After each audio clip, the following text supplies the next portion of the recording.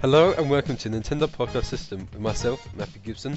Joining me as always, we've got Jack Gorn and Sam Barnes. In addition, we have got a special guest this time, being Gary Gray from Topic Nintendo. Hey, how's it going? Hello. Sorry if that was a bit too quick of an introduction. Anyway, Gary, welcome to the podcast. Hello, how are you? I'm good, how are you? I'm good. Always good. Alright, too good. Too good. So for the people that may not know you, tell us about Topic Nintendo. Topic Nintendo started out as a podcast. Now it's just kind of a YouTube thing, which I'm extremely lazy and don't do very often. Pretty much. But yeah, so basically take a topic about Nintendo and chat about it. I've been meaning to sort of revamp it lately, but it hasn't kind of happened just yet. So that's it with a small handful of salt. Fair enough. You also do a couple of other stuff like Nintendo Village as well.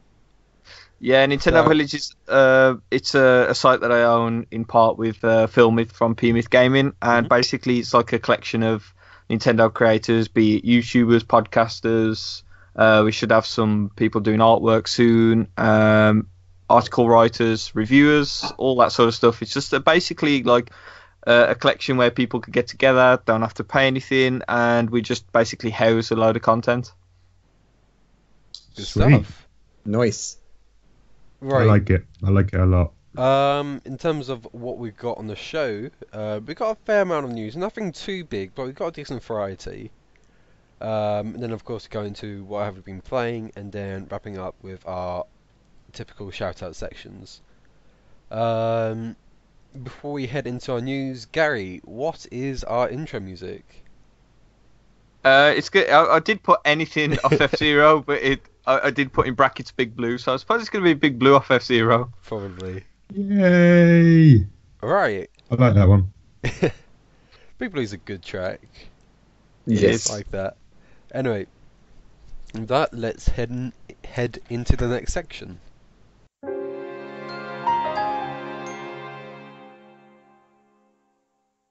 So this is the new section right now. Who would like to start us off? No one at all. Alright, on to the next section. There's no news. Move on. Nothing at all. No, seriously, he wants to go first. Because I haven't really contributed any of the news topics this episode. No, I've literally just wrote a list of everything I could find as quickly as I could, and didn't really read a lot about it, if I'm honest. So, should we talk about? Well, first there's been the 5.0 firmware update, Ooh. which we spoke about briefly last episode. But within that, there's been lots of rumours of an 8GB version, like a RAM version of a Switch console, rumoured. And this was mentioned on the Daily Star of all the places, so really do take this with a pinch of salt. Pinch of salt. Yeah. Oh, I think it's more like a cup of salt at this rate. But it was just weird that of all the places you could find information about the Switch, it was from the Daily Star. I was just really confused about it. But what would you think about a possible second version of the Switch appearing within the next 6 months or so? I feel like 6 months would be a bit too early for a new console iteration. After a year of it being released. I don't think I'd be too happy. No. Yeah, I think it's way too early. Way too early. For a start, it would leave me with more than the taste of salt. Probably an entire lorry full. It's just far too early. I mean, anybody who's brought into the Switch right now is going to really annoy. For a start, I wouldn't upgrade. I would literally take my stance against it. I know a lot of people want to wish away this current version of the Switch already, and we've already been talking about a second version of the Switch, maybe one without a dock, maybe one without the Joy-Cons. But look, man, it's way too early. I mean, the Switch is what it is. They need to get it running before they start changing it. So it's far too early. Absolutely. I mean, I sort of mentioned this because Nintendo do have a habit of bringing out like a second version quite often now, especially with like the 3DS, for instance. There's been and like the 2DS. And 2DS. There's been like 2 to 3 different variations of those consoles, including all the like different colours and different shapes and sizes, and related to games like, for instance, Pokemon. There's a Pikachu 3DS at the moment. Would you not think with games like Smash coming out by the end of the year, and possible Pokemon game that's been rumoured to be this year as well, according to lots of reports this week, do you not think they would maybe make Switch versions for those games, maybe? How do you mean? Like... So what about a custom designed like Switch with all like a Pokemon design on it, for instance? Something like that. Maybe I could. There'd definitely be Joy-Cons because we had that before. Not in a fair while, I believe. Because I think the last controller one we've had was the Xenoblade Chronicles 2 Pro controller. Yes, but So I'd see them more going down that route, because the Switch itself, because you've only really got the massive screen, and then you've got like the Joy-Cons on each side, haven't you? Yeah. So the only thing I could see would be the dock. So maybe, but then again, like I don't know. It's possible, like what they did with like Mario Odyssey and Splatoon 2, where it came bundled with the game and then exclusive Joy-Con colors. I could see that happening. But yeah, like, would you like to see a new version with a Pikachu on the front of your, on the back of your Switch, maybe, or something like that? I'm not too fussed about it, mainly. I'm not really. I mean, take like the limited edition Majora's Mask 3DS, for example, with like, the gold one. Lots of people pick that up with the game. I'm just thinking, like, if a Switch version like that was to come out, would people rush out to go and buy it straight away, or would it be one of those not so much because it costs too much money kind of thing? Or yeah, it's a weird one. Yeah, I think ones with like the Pikachu one on the 2DS XL or the 3DS XL, I'm not sure. I don't know. It kind of fits the console more, if that makes sense. I don't know. We don't know. We don't know. So what you got to think about is where we haven't really seen anything in the West yet. Japan has already had a limited edition Switch console with different markings all over it for Monster Hunter Double Cross. So it is always a possibility that they'd probably do something like that. And in all fairness, if it's cosmetic changes, I'm actually okay with that. It's just if they actually change the interiors, change the way that Joy-Cons fit and stuff like that. I mean, especially like if they started doing mini or bigger versions of the Switch as it is, the Joy-Cons would have to change size, and that's going to cause all sort of problems, especially with stuff like Labo just being around the corner. For anyone who's had any hands-on with Labo, the sort of slots that are cut away on those already fit the Joy-Cons that are there at the minute perfectly. So if that sort of thing's changed, they're not going to fit. It's going to cause all sort of compatibility problems for everything, really. So I think if it's a cosmetic change, that's perfectly fine. If it's another Pro controller, that's definitely welcome. Or even if it's another sort of USB GameCube style controller, that's also fine. Cool.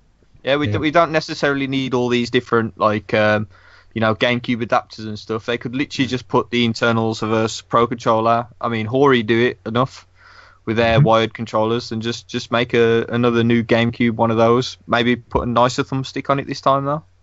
Well, I've just added it to our Skype chat. There's 6 new wired Switch controllers that you've just added. Some of them are available at game right now. I know the Zelda one definitely is. But there's a Yoshi, a Bowser, a Mario, a Donkey Kong, a Link from Breath of the Wild, and a beautiful Splatoon one, all available to buy right now. It just makes me think that they might be using this to design maybe a Switch dock or a new Switch console themselves to go with these controllers. Is there anything I was sort of thinking? But I think these are third-party controllers. That's the thing. Yeah. Because they're like a very different make than the normal Pro controllers. Aesthetic-wise, I do quite like it, but I wonder how it actually feels. Because especially because it's wired, it depends on how far away you are from your Switch. I don't know. It's true. Very true. But I think they are on the cheap, right? I think the most expensive, I think, is like 30 quid. So that's pretty alright. Yeah, I'd say that's acceptable. Yeah, they're pretty good controllers. I think those newer ones have got the rumble in, but not the motion. Okay. And not the NFC reader, where there has been cheaper ones without any rumbling at all. There's also been another 2 controllers which sort of slipped under the mat a little bit. They're still officially licensed third-party controllers. One's got a licensed by Nintendo. Changeable Mario faceplates, and that's actually got like an extra set of paddles on the back, like the Xbox Elite controller as well. Okay. So there's always sort of these really cool third-party controllers that are wired coming out, and I think they're pretty good. I think that for the price, they're good enough controllers. They don't feel like they used to when you used to get old third-party ones on like the N64 and the PlayStation 1. And those would be the ones that you definitely go to your friends like, here you go, you can have this piece of trash. I've got the official one. Yeah, definitely. They're definitely up in quality. And if you go to any of the sort of Nintendo tournaments and stuff that they hold at like EGX and Insomnia and stuff like that, all the controllers are wired inputs because of the interference that they get there at those places. Yeah, so that makes sense. If you got used to one of these, they're perfectly fine to tag along. I miss my Mad Catz controllers, Oh, Mad Catz. But yeah, they look cool. I like the idea of a new console, but like you guys said, I think maybe it is too early now just to announce it. But there have been a few issues mentioned the last couple of months with like firmware updates and things like that. But like the idea of some switches being hackable, which was a little bit of an issue. Oh. But maybe that there's been some sort of fixes for them now, and I don't know the ins and outs of all that, but it's just making me think that they might be making a new console update for the next couple years to come, maybe. But anyway, enough about that. Should we move on? Sure. So Chicken Wiggle, I believe Switch has it as funding goal. I believe you were quite keen on this, Jack. Yeah, you talked about it last time, didn't you? Yes. I know Gary's also involved in Chicken Wiggle. You funded this as well, Gary, or? Yeah, of course I did. Yeah, I've got Chicken Wiggle on the 3DS as well. Well, I actually got a 2DS XL now. I've upgraded Christmas from a launch day 3DS, so I hold on to the original versions as long as I can. But unfortunately, the D-pad was like the paint come off and the movement stick fell off. So the movement stick fell off. Jesus. Yeah. You know, like you saw on those like early Smash ones when people were losing the thumbsticks. That happened to mine. So I eventually upgraded. Been playing Chicken Wiggle a little bit on that. When the Kickstarter first started. I'm quite a big fan of Atui's games really in general. I pretty much bought everything from Mutant Mudds, Zeo Drifter, Total Goat. So it was sort of a given that I was kind of going to fund Chicken Wiggle as well. I mean, I bought there was like an offer for 2 games for like 2 download codes for in one of the deals. I think it was like £20 or something like that to fund it. And I thought, why not? I could get 2 games. I gave one to my girlfriend and that. And she quite enjoys things like Mario Maker, and it's kind of similar in a way to how it plays and how you can build your own levels and things. But yeah, it's hit its funding goal, which is quite a lot if I remember. I can't really think of it at the moment. I think it's about $20,000 maybe. No, I think it was more than that. I think it was. Yeah, I think it was. I can quickly check for you if you come back around to me in a second. Okay. But I know they have filled some stretch goals on there, and one of the stretch goals is to have Grant Kirkhope provide the music, because he's already provided like the intro for the game. Ah, nice. And I think one of the stretch goals, if they reach it, which I believe ends tomorrow or some point later on this evening, basically if they hit that goal, he will be providing the music for the rest of the game. There's a further stretch goal for a extra mode in the game as well, involving fun tiles, whatever fun tiles are. But that's weird. Yeah, so the fun tiles were like an optional collectible that you could put on each stage, except they didn't do anything at all. So it's quite a decent stretch goal to have something like that, unlock something else. So yeah, that was actually one of my criticisms, that the fun tiles just didn't do quite anything.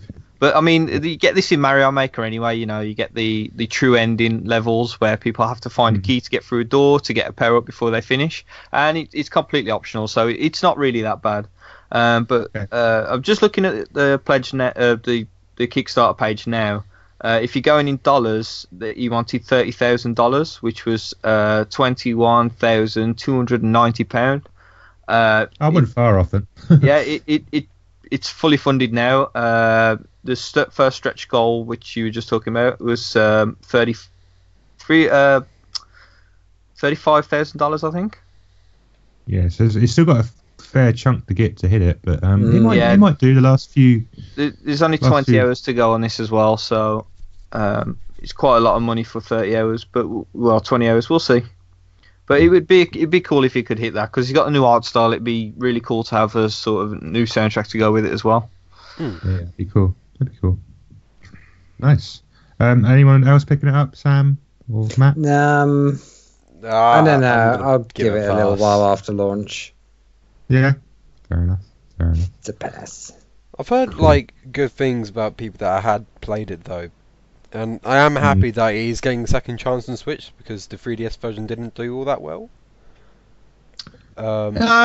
Mixed really. The people who have played it say that they've, like you said, they've really enjoyed it, and they keep saying, buy this game. But sales were apparently very down in comparison to what Jules Wotton?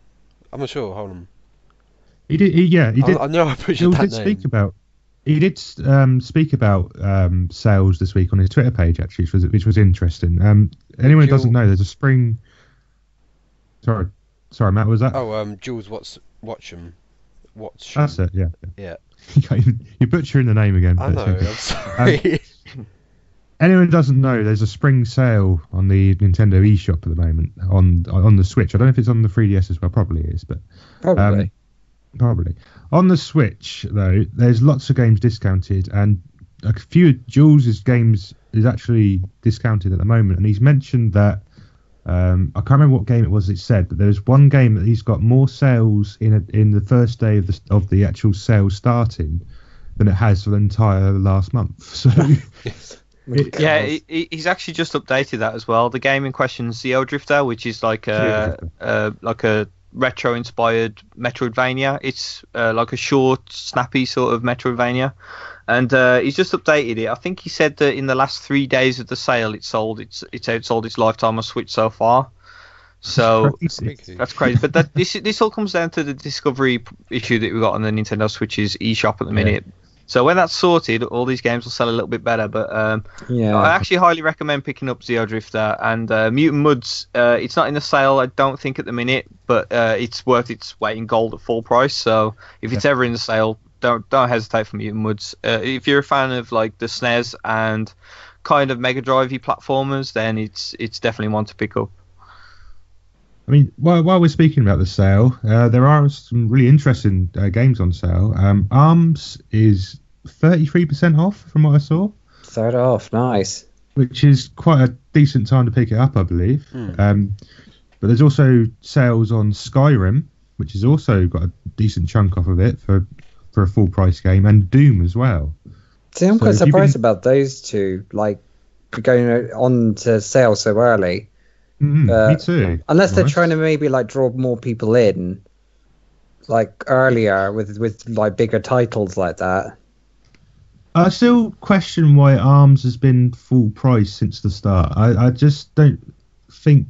I know it sold well initially, but I think the price has really put me off from buying it. If I'm honest, I don't think it's a £50 game. But now that it's down to £33. £30, I think that's probably more realistic sort of price for it. If I'm honest, I think I'd there's not pick it up that.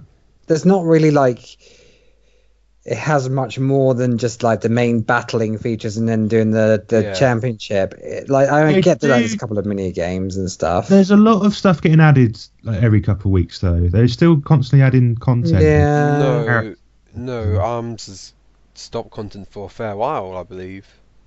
Really?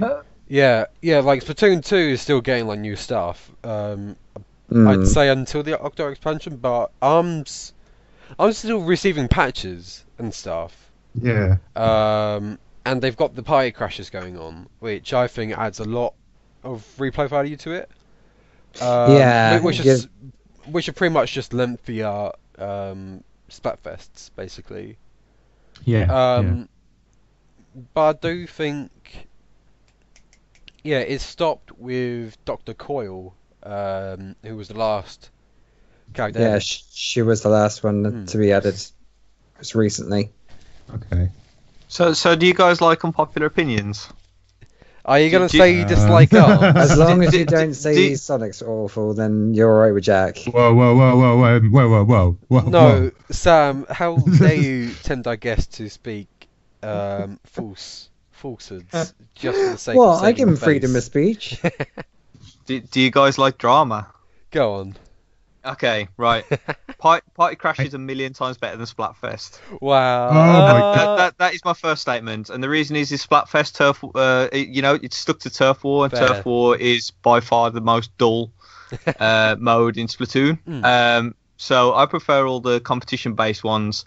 With Party Crash, they make you play everything, and in fact they took that many extra modes in that you can't play normally. The Party Crash is actually amazing. Now, if you pick up ARMS and you only play it on Party Crashes, it's still worth its weight in gold, in my opinion. It's still worth that money. I'm going to say another unpopular opinion now. I had more fun with ARMS than I did with Mario Odyssey. Phew, that is quite the controversial Wow. opinion. Come at me, bro. So yeah, it's Wow. nothing to do with Mario Odyssey being bad or anything like that. I don't want people to get me wrong. It's a fun game. I'm going to expose you on Twitter right now on our Twitter page. Mario Odyssey was a really good game. It didn't blow any expectations off me. Now with ARMS, I expected it to be awful, and what I got instead was an actually in-depth fighting game, which doesn't really happen very often. You can't just button mash. You will lose. You have to have strategy, and it's for the first time it's the only fighting game that's actually drawn me in since Smash Brothers on the GameCube. I love its unique sort of battle arena boxing style though. It's a great. There is an element of tactic to it. Yeah, I agree. The gameplay itself is great, but I just don't think it holds enough interest after a while. You know, I don't know if it's just me personally being a bit salty about weird things, but I enjoy it. Don't get me wrong. I'm just not very good at it. I suck at it as well, to be fair. I went to Insomnia to go play it, and in a tournament, you just like Gary said, you can't button mash. You have to be very tactical. I mean, I went out very quickly just purely because there was so many good people there, and they had their tactics and had the arms, and it does keep you on your toes. I think the adrenaline rush of it all was really what kept me going. Yeah, it makes sense. Yeah, cool. While we are still on the spring sale, though, has anyone picked up anything this week from the sale? I have. What have you picked up? I'll get into that in the what I've been playing section. Oh, suspense. Yeah, I picked up Zero Drifter, as I said earlier. I double dipped on it. Haven't even loaded it up. It's on the maybe I'll play online on a stream game. Yeah. I played it to death on the 3DS. I think I played it through 4 or 5 times, and the bosses still kick my ass on that. So can't wait to do that all over again. It's very basic, that game, but I think the basicness of it makes it amazing. It's really weird to explain, but yeah, I mean it's like it's a simple rule that goes for a lot of game development. As long as you can make the core game, like the mechanics, fun and solid, then the rest of the game can be as simple as it needs to be, and it will still be fun. Definitely. Yeah, I mean, we had this on Game Boy a lot, where games that nailed mechanics, like even like Mario 2, 6 golden coins. As long as the mechanics are there, it doesn't matter how long the game is, how short the game is, it's still going to be a good game. Yeah, that's probably a good example, to be fair. But yeah, cool. I've picked up like 3 games this week on Switch. I will mention them in the what we've been playing section, of course. Sam, have you picked up anything this week? I sadly haven't. I've been a bit. I've had like other things to sort of put my money to at the moment, so not. There are not some really good. There's some really good indie pickups that are very cheap there. In particular, the SteamWorld games. You can get SteamWorld Dig 1 for a £5, so that sold really well. Me. So, yeah, but cool. We can speak about that later on. We will. What else have we got to speak about this on the news? Basically just a load of updates, isn't it? Really, the rest of the things. Yeah. Rocket League's had a huge update. Added some tournament mode to it. Also, I believe that there's a feature where you can have performance over graphics, which in all fairness, the graphics are pretty on the bottom end of that game anyway, so you may as well choose performance. Yeah, especially for a game where there's a lot of accuracy and timing. Yeah, I would definitely agree on that. I prefer performance. Yep. I did the same on Fire Emblem Warriors. You got the option on that. You can have graphics or performance, and I chose performance, and the graphics really didn't lower that much. But the performance made a massive difference. Yeah. I think draw distance on that game is a thing that sort of reduces it. But other than that, there's not a lot of visual differences on that. No. So what has been added in the Rocket League update then? Is there anything in particular different or? Mine's still waiting to update, so I couldn't tell you at the minute. So apparently it's quite a large update. You said it was like 2 hours. Yeah, mine's going to take 2 hours. 2 hours, yeah. That's crazy. I might have to do that one overnight, I think. So I haven't actually had a chance to play it yet, so I have to have a look. But once we know more information, we'll let you know next episode about the Rocket League update. But update it now if you wish. There you go. Cool. Right. Yeah. I suppose I'll touch upon one, which is the Shantae Half Genie Hero for Switch has now got all the DLC and includes a costume mode. I think I remember seeing this when they were doing the Kickstarter, that there was going to be costumes and that people who funded the Kickstarter would get access to those earlier. And I think now's finally the time that they're bringing it out, especially where the Switch came out as well. It's a nice added bonus. I mean, I've already played all 3 of the different DLC stories, which was Shantae, Risky Boots, and then the 3 Friends of Shantae. And I think it's just a nice little extra just to keep it fresh and interesting. It's a different way to play the actual story. So I think there's like a cop mode. There's a I gotta rack my brains now. I can't remember the other ones. I remember the police cop. I can't remember the other 2 costumes. I think there was like a beach outfit, like one. The swimsuit one. That was it. Yeah. Wow. Because Weebos and that. Yeah, that's pretty much it. But it probably I think one adds like a different level of difficulty. Although there already is a different level of difficulty in that, but it must be completely different parts of that. But the DLC itself, Sam, what is it worth picking up for the game? I think it adds a nice little extra layer to the story. Yeah, I'd definitely recommend it. Cool. So I'm sort of half interested in picking this up for the Switch, and at the same time, I think I've already played it on Wii U, so I'm like, I think as a bundle, it's better. As individual bits, it was just a bit like, oh, okay, like you kind of waited all that time for that. But in the bundle, I think it's much, much better. Yeah. Okay, sounds good idea. So now's the time. Yeah. Woo. PAX East is happening in America at some point. I don't even know when it is. Does anyone know when it is? When PAX East is? No. I know it's in the East. It's in the East. Thanks for that, Sam. I think it's normally the same time that we have EGX Res in England, so it won't be this weekend. It'll be next weekend, I think. It's fairly close, Sam. It's fairly close, yeah. I know it's sometime soon. Tomorrow. April 5th to April 8th.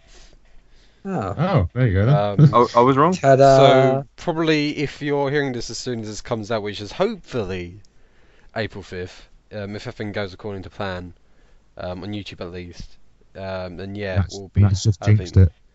I have just. That's my secret ability. Anyway, proceed. So PAX East's got 2 games from Nintendo to be on the show. Well, for Nintendo, shall we say.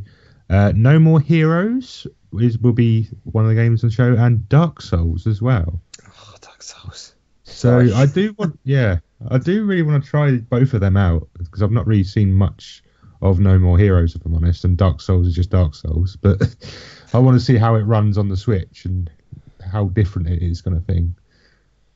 But yeah, I'm interested. I think, Gary, you said that No More Heroes is also going to be at EGX Rezzed as well. Is that correct? Yeah, it's going to be EGX Rezzed. There's a couple of games been announced for that, but I think No More Heroes is probably the biggest one. It's going to be there. Yeah, it's been quite a while since the first one. Yeah. Well, when was it? What console was that originally out for? No More Heroes. I think it was the Wii. Wii, yeah. I thought so. I don't think I've ever played it, so I need to see a bit more into that. I think maybe they can release like the first game onto the Switch, and I can play that. That would be a good idea, actually. Interesting how they implement that with the Switch console, Switch controls, even. Excuse me. Right. Cool. With that, and enjoy PAX East if you're going, and enjoy EGX Rezzed if you're going. I'm not going to be going myself, but I'm sure everyone who goes will really enjoy it. So enjoy it. Cool. So another little news tidbit I sort of found while trying to rush to find as much news as I could. There was an article today about third-party Switch docks. Now, my first question with this is, why would you use third-party Switch dock? I have no idea. Unless they're cheaper to use and you've got like multiple docks on different TVs throughout your house, fair enough. I suppose that's a good reason. But apparently some third-party docks have been frying the actual Switch itself. So it won't, things like it won't charge up after being used. So effectively killing the consoles off. So oh boy, that does not sound good. Yeah. So first suggestion: don't use a third-party dock if you can help it. I know these like bits of plastic are kind of expensive for what they are, but surely they've done something to make this, like Nintendo have done something to make this like usable for their console, and the fact that this is a health and safety issue, a massive issue really, like potential fire hazard and things like that. But I just don't understand why you would like take the risk now, knowing that this could happen to your console. I suppose the other thing is probably like, have people had trouble getting a hold of a Switch dock, like with problems and whatnot? Yeah, this is always a Nintendo problem though, isn't it? Because they never provide. Look at Amiibo, that wasn't. Wow, that's still a problem. I was trying to get hold of anyone. They never provide enough like equipment for what you want, kind of thing, do they? That's the problem. We've seen it with quite a few things, but there's a random like boycotting of the Switch's design as well, which I don't really understand. Like I get that the Switch dock isn't like the nicest piece of plastic on the planet, but people really want that redesigned. But to go out and buy a third-party dock now. Nintendo didn't let other third parties sell them for a while because of the internals, and I'm not sure if that's still the case and that they're just doing it anyway.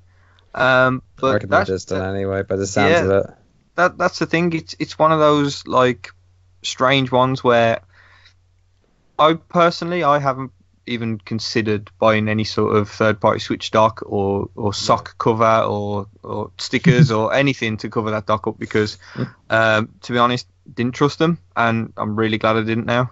And I know a lot of people were putting like a felt strip across the top of the Switch originally to try and stop it from scratching the screen when they put it down. But I don't think I've really had any of that issue. I don't know if any of you guys have had any like scratches. No, I think it's mass hysteria, to be honest. Yeah, definitely. never mentioned because I had several conversations this week about with the actual switches, basically bricking as well, as in to try to turn it on and it just isn't doing anything. It's like the screen's fuzzed out and stuff like that. If you get that problem, send it off to Nintendo and they will fix it for you. It's a risk. They may wipe data and things like that, but you can re-download games from if you've got the downloaded from the eShop. It's a big risk, and I know it's one of the biggest problems with the Switch itself at the moment is there's no real way to save your memory other than what's on the system itself. Hopefully a fix will come soon for this, but we've still not heard anything about that. And this also going into what we previously said about a second console, that moving data from one console to another, not very good. If it's not gonna happen, kind of thing, is it? There's a bit of an issue there. So, but if they can do it with the 3DS, why can't they do it with the Switch? Is my sort of question with that. But maybe there's some sort of memory issue. But who knows? Cool. Hopefully your consoles won't be killing themselves if you don't use stupid third-party docks. Okay, use official stuff if you can. There we go. Yeah. That's Gorney's advice. There we go. Cool. We've got a couple more articles here who've been added in the last couple of minutes. Well, I've missed. Who added these bits here? I did. You did? I've revealed myself as the perpetrator to my own podcast. You snuck them in at the end there to try and accuse them, didn't you? That's what it was. Just to get a bit more.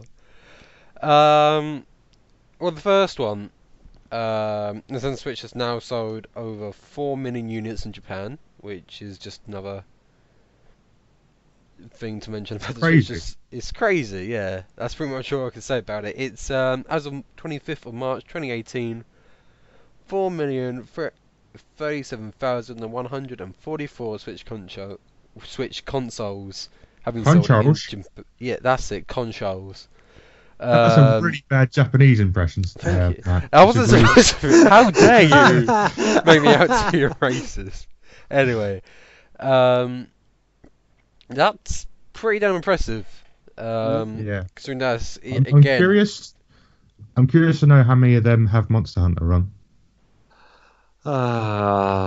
Don't. I really want it. I'm so jealous. I really want it. I really want like Double Cross. I really want it. I can't be bothered. But Capcom double crossed us. Yeah, Whee! PlayStation. Monster Hunter World and everything else, and it's become their biggest selling game ever, and they're definitely not going to crawl back to Nintendo now. They're going to be like, yo, I'm sitting on this PS4 tower. Hi to all you guys down there playing your Switches. I feel like it would sell a lot more on Switch though, to be fair. If they put it on Switch... Mate, I would buy it again. Straight away. I would absolutely buy that game again. It's easily my game of the year so far. Because I think there is like a fair amount of lapse between Monster Hunter players and Nintendo fans, or at least Switch owners.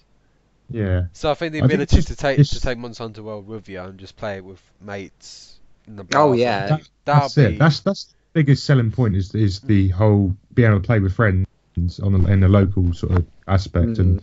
The amount of events I've been to play Monster Hunter on the go is on the 3DS. It's just been crazy the last couple of years. So, yeah, unfortunately, the Switch hasn't got a glimmering, shining voice chat like the other systems. And you know, Monster Hunter, they love their voice chat. I mean, they even had a bundle on the Wii with their little dongle, the Wii Speak.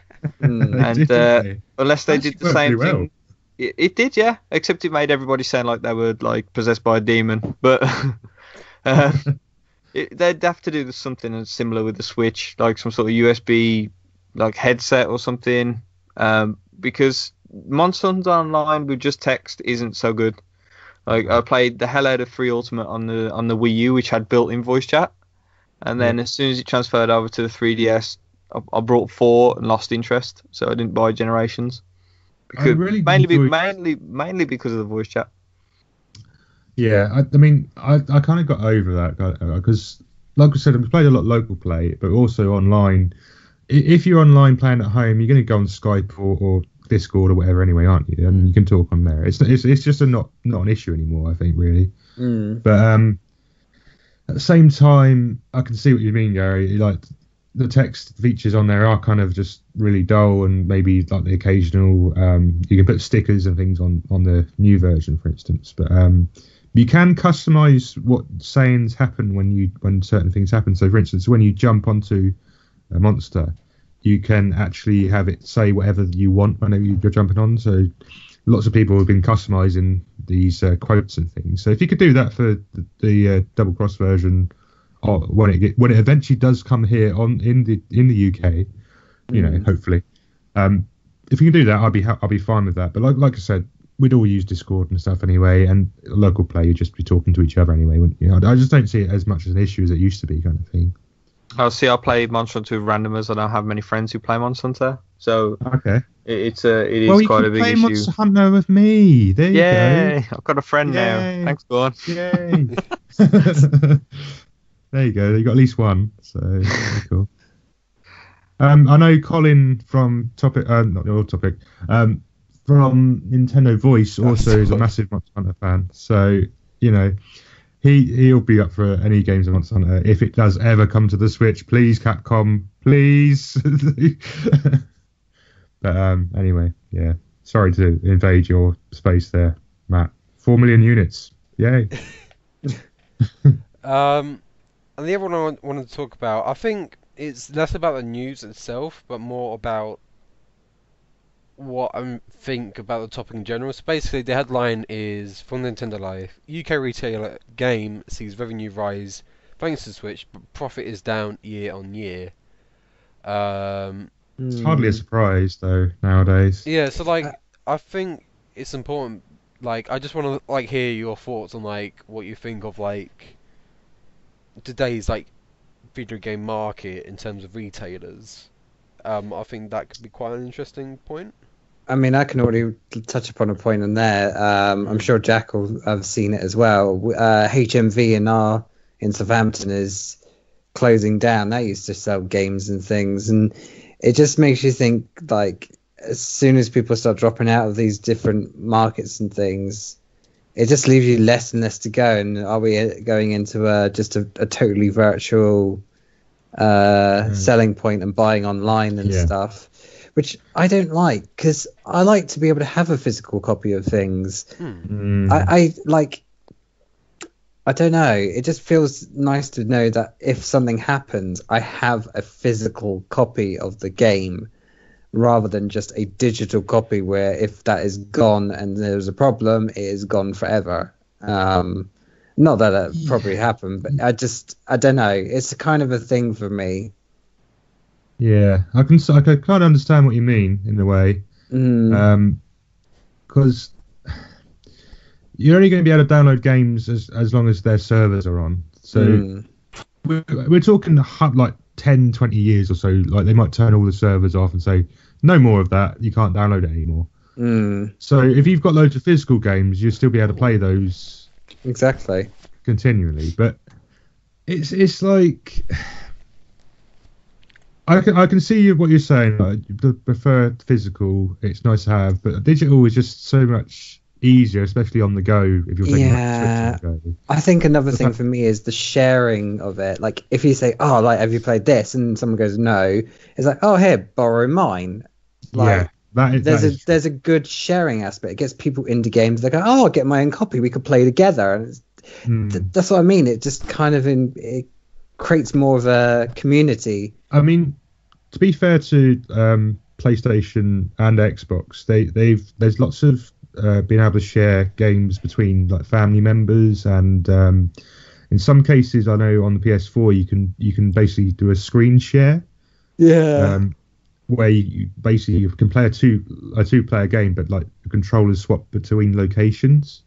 So if you're playing PS4 at home, playing a game, and you want to swap the controller to your friend, you just press a button and it goes over to them wherever they're staying online. So there are some ways around it now. It is definitely still a issue where because they still want everyone to buy that game again, basically, don't they? Because that's how they make money. And if people just keep like saying, "Oh, I'm gonna buy it once, and then all of my friends can now play it," it's nice the fact that you can do it, and it's nice if it's a single player games. Yes, that work fine, but you can't do that in multiplayer games these days. No. You all need to have a copy of the game to be able to play it, unless you're on a 3DS and you're lucky enough to have like digital downloads and things like that. But it's a very challenging market for retail now, especially with lots of companies going down recently, including like Toys R Us, which was quite a big seller of video games like the last 10 years or so. That has really hit the sort of shock of how bad retail really is. I mean, it looked like it was going okay over Christmas, but then now this sort of lull of less sales, lots of companies are sort of struggling, and I think Game clearly knows it's going to happen. They're trying everything in their way to negotiate individual shops with people with their own owners and things like that. I know particularly in Southampton, for example, they used to have a store in the West Quay shopping centre, and they've moved it literally outside the shopping centre onto the main high street. And from what I've heard on their end, they've managed to save themselves £1 million a year from doing that. So it shows by like ways they are trying to save money and ways they're trying to keep their shops running and open. There's a lot more variety in what they sell. For instance, like mobiles and tablets and things are now showing up more, and there's more clothing options and like PC parts and things. So they are trying everything in their power to keep them going and selling different things. But the problem with this sort of digital marketplace at the moment, especially with the games that are on sale at the moment on the Switch, for example, you can get better games on digital sales, then you're going to do that rather than go in the shop and buy it for full price, aren't you? That's the problem.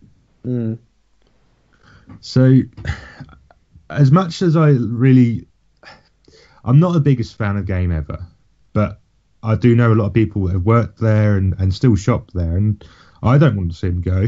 I think they'll do okay. They've still got the digital marketplace themselves, and they do sell like vouchers slightly cheaper online, so they've still got options there, but it's going to be a struggle for them in the next couple of years, I think. I think especially I think their prices are a bit outrageous as well, and I think that's turning a lot of people away. I think it's their reward system that drives a lot of people away. It just doesn't reward enough. Yeah, no. This is true. Especially their new reward system, which you had to pay for. You took the words right out of my mouth. Yeah. It just doesn't do enough. So people who know me know that I'm a shining example of an extremely happy human being. Oh, yeah. And you might have noticed that I've been a little bit quiet while you've been talking about this. Yeah. I have such big issues with Game that I care for the staff, but I could not give a single crap about the company. Yeah. A lot of things, really. I mean, on multiple times they've sold my pre-orders within the 48 hours, within 10 hours, and then would not give me the money back. Now, that, to me, is extremely unacceptable. And it's to the point where I've completely boycotted Game. I do not go anywhere near the place. Their reward systems are not a joke as well, like you say.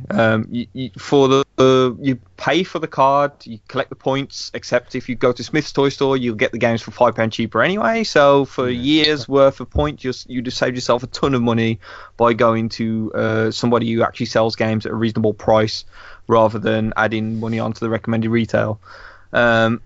Now, I don't know if this correlates to the entire area or just around by me in the West Midlands, but around here they are an absolute joke. They really are. And that's so, they've gone bankrupt before, and it wouldn't surprise me if they do it again. And it's a shame. It is a damn shame. But to be honest, they've not been good. They've not been good at all around here. So, little things like severely undertrained staff, computer systems which let them down constantly. Yeah. They have this weird folder. I mean, they use paper still with the upcoming releases of games on. That really should be a computer system right now. The only saving grace I've got for them is that they have started stocking stuff like clothing and pins and books and all that sort of good stuff, which every store still should do.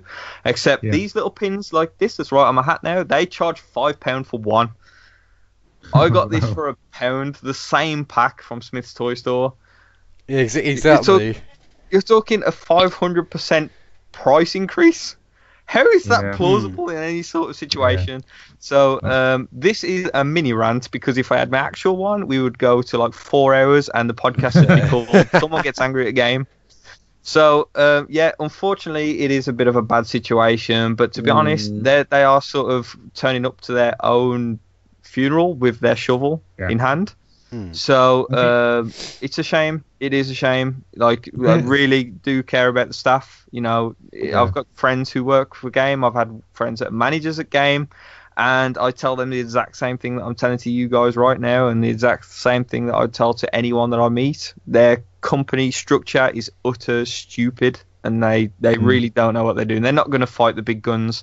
They're going to slowly wilt away because they really have no way of competing, and they're just basically on the people who really don't know. Like, if someone goes to Smith's and goes to Game, then they will know that Smith's is cheaper. But because there's no competition on the market, on the high street, especially around my area, there's literally just Game or Smith's. So Game is the only game specialist game store, so they're going to go into there, see the prices, and think that that's the acceptable price for them. Unfortunately, it's not. And this goes back to the summer sales thing as well. I mean, Skyrim and Doom, for example, it's actually cheaper to go out and buy those physically from like Argos or Smith's than it is to buy them digitally at 33% off. Or if you really want to rip yourself off, you can still go to Game and pay £45, £50 for them. Probably. So, unfortunately, that's my 2 cents in it, and I send your hate mail to Gary@thenintendovillage.com. There's not going to be any hate. Continue that plug. So I think that should be my silence on it now. But I'm massively not a fan of Game. The only other problem, the only other problem with Game, if Game was to sort of struggle in the next couple of years and go down, Game own Multiplay, who run Insomnia, so you know that would be a massive problem. What would happen with that show? Yeah, I just want to run off as well. It's just like, mainly for me, I still like there being a physical store. Because I still like going in just to see what's there. But as a Nintendo fan, it's always a bit of a stab in the heart when I don't feel like they've got like a fair... Because there's hardly any amiibo there.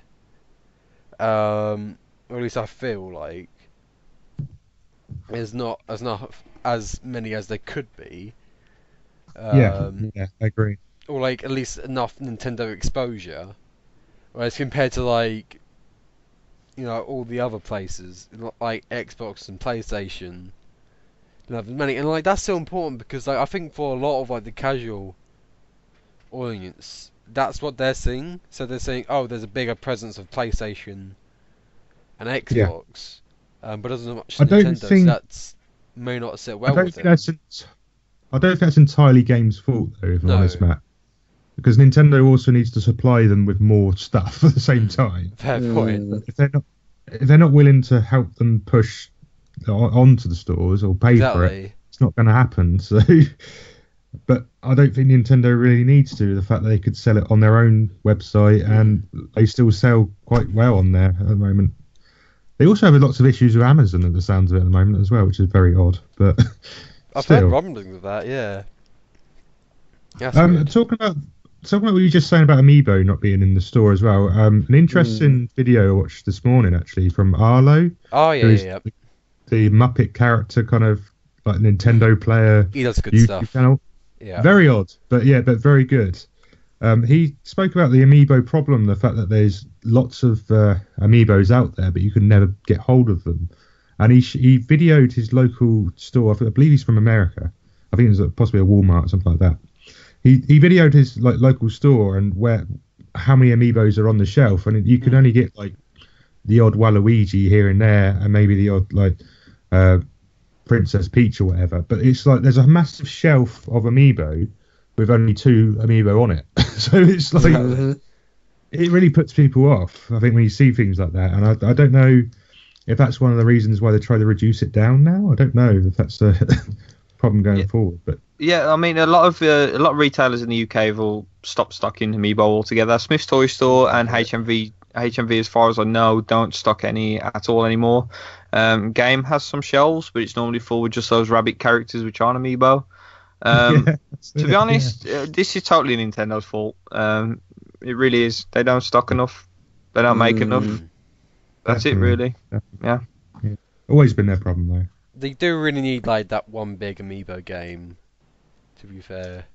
Yeah, that was what I mentioned in the video, wasn't it? That if there was an amiibo game as such, where you could use all your characters in this one game, that would be excellent. The only real game we've got so far is Smash Bros. So that also really scares me because you won't be able to get the amiibo. But at this point, surely everyone's got at least a couple amiibos, maybe like 2 or 3 at the most minimum. I mean, I've been following the amiibo sort of scene, maybe you've got all of them if you're really lucky. But it might give it a second wind, maybe. Yeah, possibly. Anyway, have we been talking about news for too long? Shall we move on, or have we got more news? Just a little bit here. This is very recent, but a new trailer. I think just for the Switch in general, showcased a little bit of Mario Tennis Aces. I didn't specify in the notes that it will be a Mario Tennis Aces character. But I quickly showed the character select screen.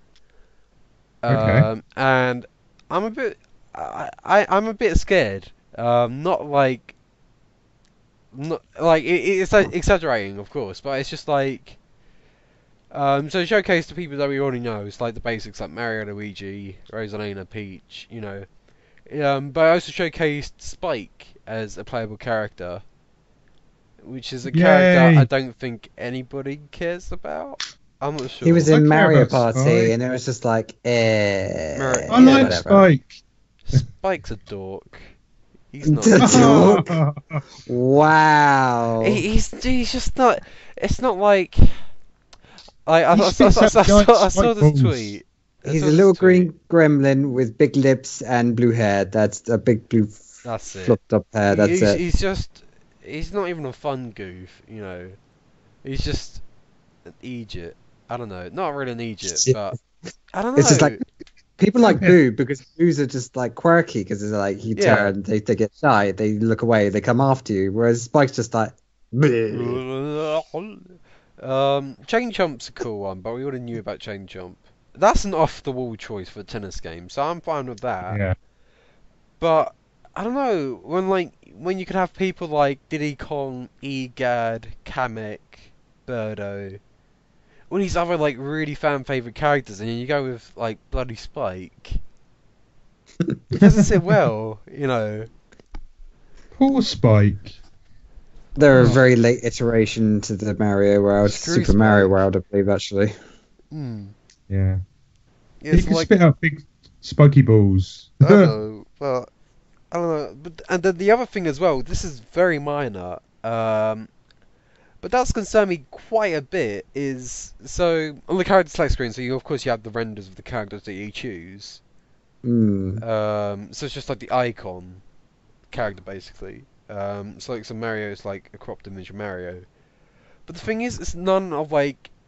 It's no new renders, so they're all old character renders. So like Mario's render, for example, on the character select screen. So in game, you have Mario in his new tennis outfit. He has sports visor, he has the t-shirt and shorts, very sporty, a really cool look. But then in his character select screen, it's just like a really basic Mario. I don't know. I need to send you guys the image just so I could show you what exactly I mean. Yeah. Okay. Of course, for you at home, you can't see this because you're not in our Skype chat. But we could add it to the Twitter page. Could. Well, my theory on this is that it'll change. It's still a little way off release, isn't it? I know, but so I think that could just be like in a progress sort of character select screen. I'll be really surprised if they haven't got him in his full outfit, his tennis outfit. So I think that might change, but it is a bit of a weird thing to have in a trailer. Because that's why I'm fearful, because like it's giving me a very serious Ultra Smash vibe. Yeah. Which is really annoying because like of course we all hate that game. So the way I'm seeing this game is pretty much Ultra Smash, basically. Like they had Ultra Smash. They're gonna be like, okay, we're gonna do a good job with this, and like, nah, the Wii U's failing. Just cut support. Just get it out for the holidays. Then we'll save it all into the Switch one. Mm-hmm.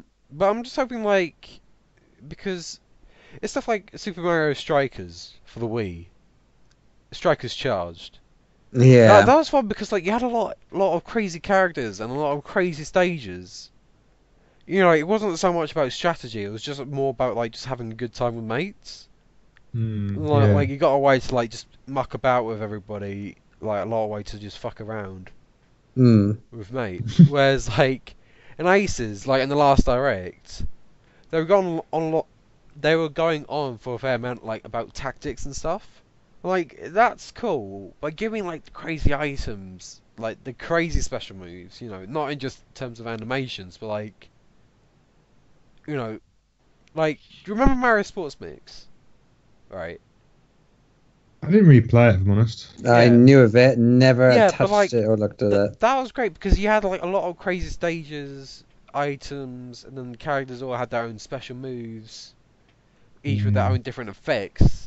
So it wasn't just animations, it was their own effect as well. So that's what I want from a Mario Sports game. Not just like Mario Sports Superstars from last year. You know. Yeah. When you had nothing crazy going on, when you were like, when they were going like, oh, we want like a realistic approach. And I was like, no, it's not that. That's not Mario Sports games. That's just a regular, normal sportsy game with Mario's skin over it. You know, that's not fun. So I am. This has got me like a bit more wary for Mario Tennis Aces. A bit salty tonight, Matt. A bit salty. Yeah, I was gonna say. I didn't have salt in my tea, so no. I've only been salty with like Gabe and then this game. Christ. Anyway.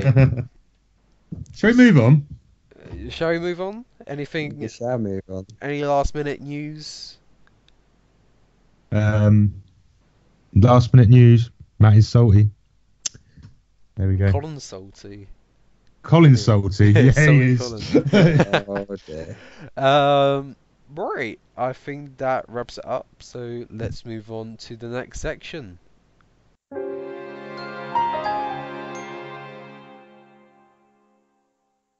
So this has been, not the bean. This is the. Do you want to start that again? No, we're continuing on. That's how it's supposed to go.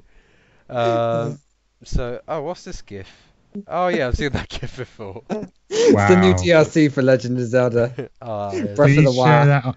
Please share that on the YouTube channel, please. Use that as the picture. Yeah. I hope you like it, everyone. Anyway, so Gary, as I guess, would you like to be the first to talk about what you have been playing? Yeah, I'll go ahead. So I've been playing a lot, so I've cutthroated some of the games off my list. But these are the main ones I've been playing for the past week. I played quite a bit of Minecraft again. I'm really big into Minecraft, even though I really suck at it. Actually played online with somebody in this chat right now, which would be Gorney. Yay! And we play on hard mode and come across hideous amounts of cave spiders and did some screaming, some shouting. God, don't. I cringe. I remember I started a world and there was just an entire spawn room right underneath my house. And I went down and scared the living daylights out of me. That's pretty much the same as this file, except there was about 5 spawners and there was literally 5. A woodland mansion right next to the house, which are also incredibly difficult. So I've been playing a lot of that. Sorry, go on. I died like 8 times. I think I died like 8 times trying to kill these like cave spiders yesterday. It was quite funny. Yeah, in about 2 hours, it was crazy. Oh, shout out to Ricky as well, because it's my little brother. He's he was on his file, so he can keep those spiders. Speaking of games that I also put hours into and suck at, Skyrim. It's not The Legend of Zelda Breath of the Wild, which I keep telling myself, even though I still try and climb every mountain on it. Really like the game. Get confused really badly by the menus and the layouts of everything. Really enjoy it. It runs pretty well. But like I said, I do suck at that game, so more time required on that. And my daughter kicks me off my Switch a lot. She's 3 years old. She really likes Sonic Mania, Totes the Goat, and the Kirby demo because I'm too tight to buy the full game. Oh no! Also not a Kirby fan. Wow. So when she just kicks sing. me off, I go Salty on Gary tonight. I'm salty every day. I thought you knew me by now. True. So when she kicks me off the Switch, I play my 2DS XL, and I've been playing Detective Pikachu, which I'm actually reviewing for your sister podcast, Nintendo Dads. Oh yeah. They were kind enough to supply me with a copy of that to review. And speaking of unpopular opinions, it's the most fun I've had with a Pokemon game in years.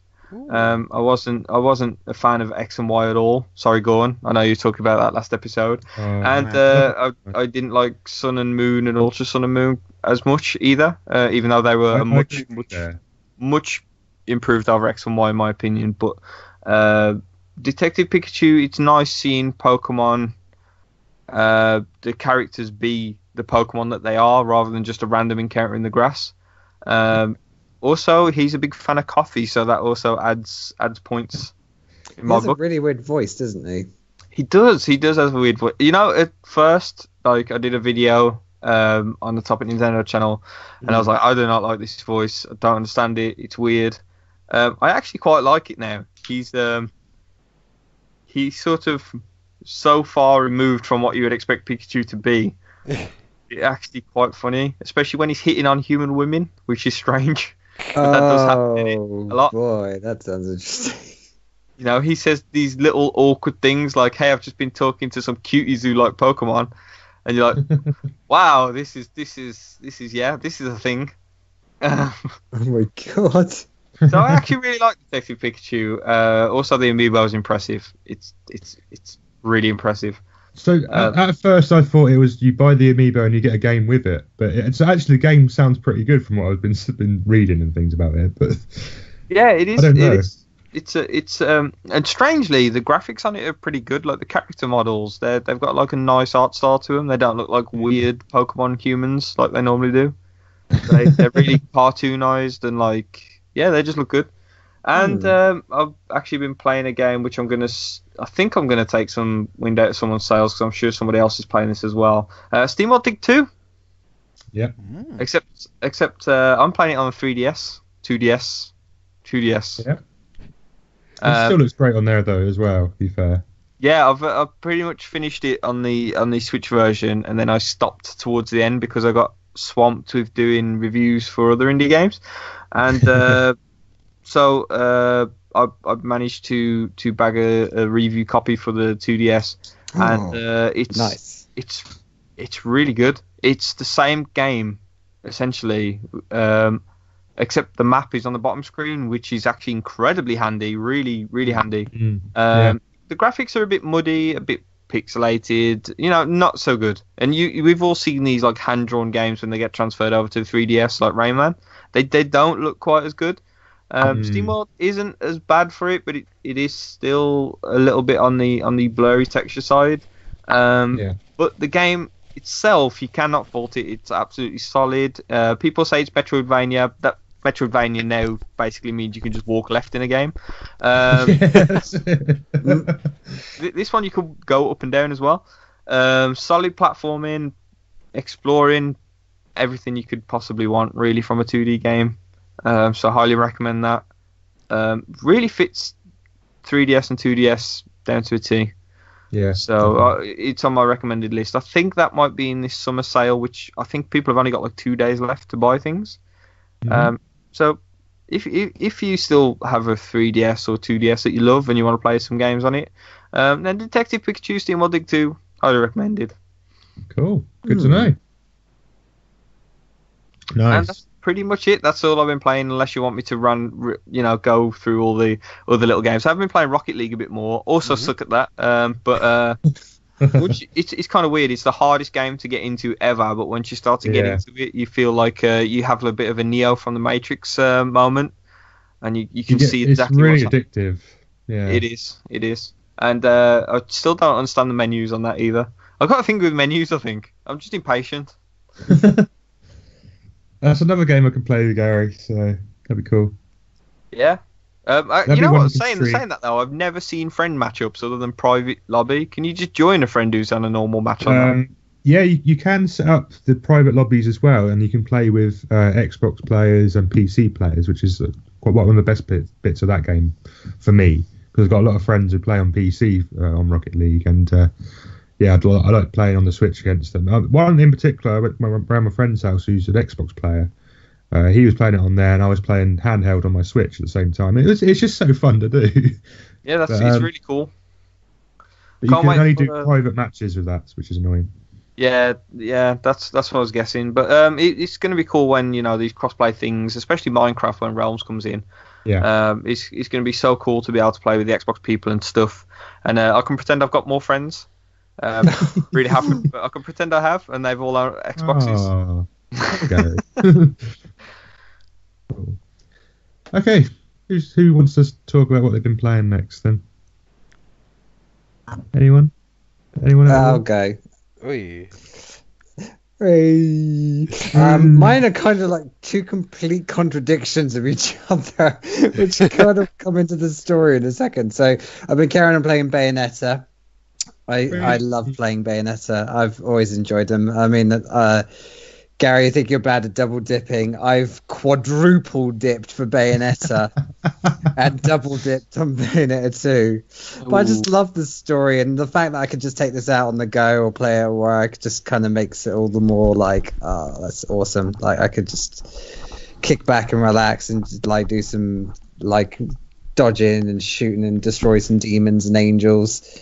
And then like if I really want to be sort of chill, I sort of nip back over to Kirby Star Allies. It's just such a fun game. I love it. I mean, it for me is just colourful, fun, just chill and like get the abilities you want. And the problem is when I stop that and I go back to Bayonetta, I'm like, oh god, I've got to like go from relax to super serious again. And then I'm there getting angry because I'm just like, I can't do the level because I can't dodge everything and kill everything. So I'm getting all like, oh god, I gotta go back to Kirby because I just can't get past it. But yeah, I mean, I'll probably have a look at the sale because like I haven't. There's moments where I just sort of like I try to go back to other games and I'm just like, no, I just need something new. So I don't know. Like, I mean, going to Kirby though, I finished the main story because I can't remember if I said I finished it last episode. No, I don't think so. No, well, I finished the main story. It was really good. I'd probably say it's a tad short. Okay. But they do give you more to do after the main story, which is quite interesting. There's a couple of different modes. So it's not totally, it's not like a letdown, but it could have been like better. Like I always keep comparing it to Kirby's Fun Pack. Yeah. Because that had like 5 games and some went on for ages and you're just like, oh, this is like good. It's a good amount of games, but I don't know, just could have used a tiny bit more in my opinion. Okay, that's good. Fair enough. Fair opinion. Yeah. Other than that, I've kind of exhausted what I've been playing. Other stuff is non-Nintendo-y, so it's like, okay. What have you been playing that's non-Nintendo-y? Just a quick mention then. I mean, it is on the 3DS, but I don't play it on there. Terraria. I mean, it's a good game to play. Pick up on the 3DS, definitely. Especially fun to play with friends, which I've been playing with good old Falco Mickey. I'm surprised that's not on Switch yet. It has been announced. Yeah, it has been announced. It got announced last week. I think. Now. It needs to be here now because it is a very good game. Cool. Good adventures, good times. Nice. What else? And I'm thinking of going back to Minecraft. I don't know.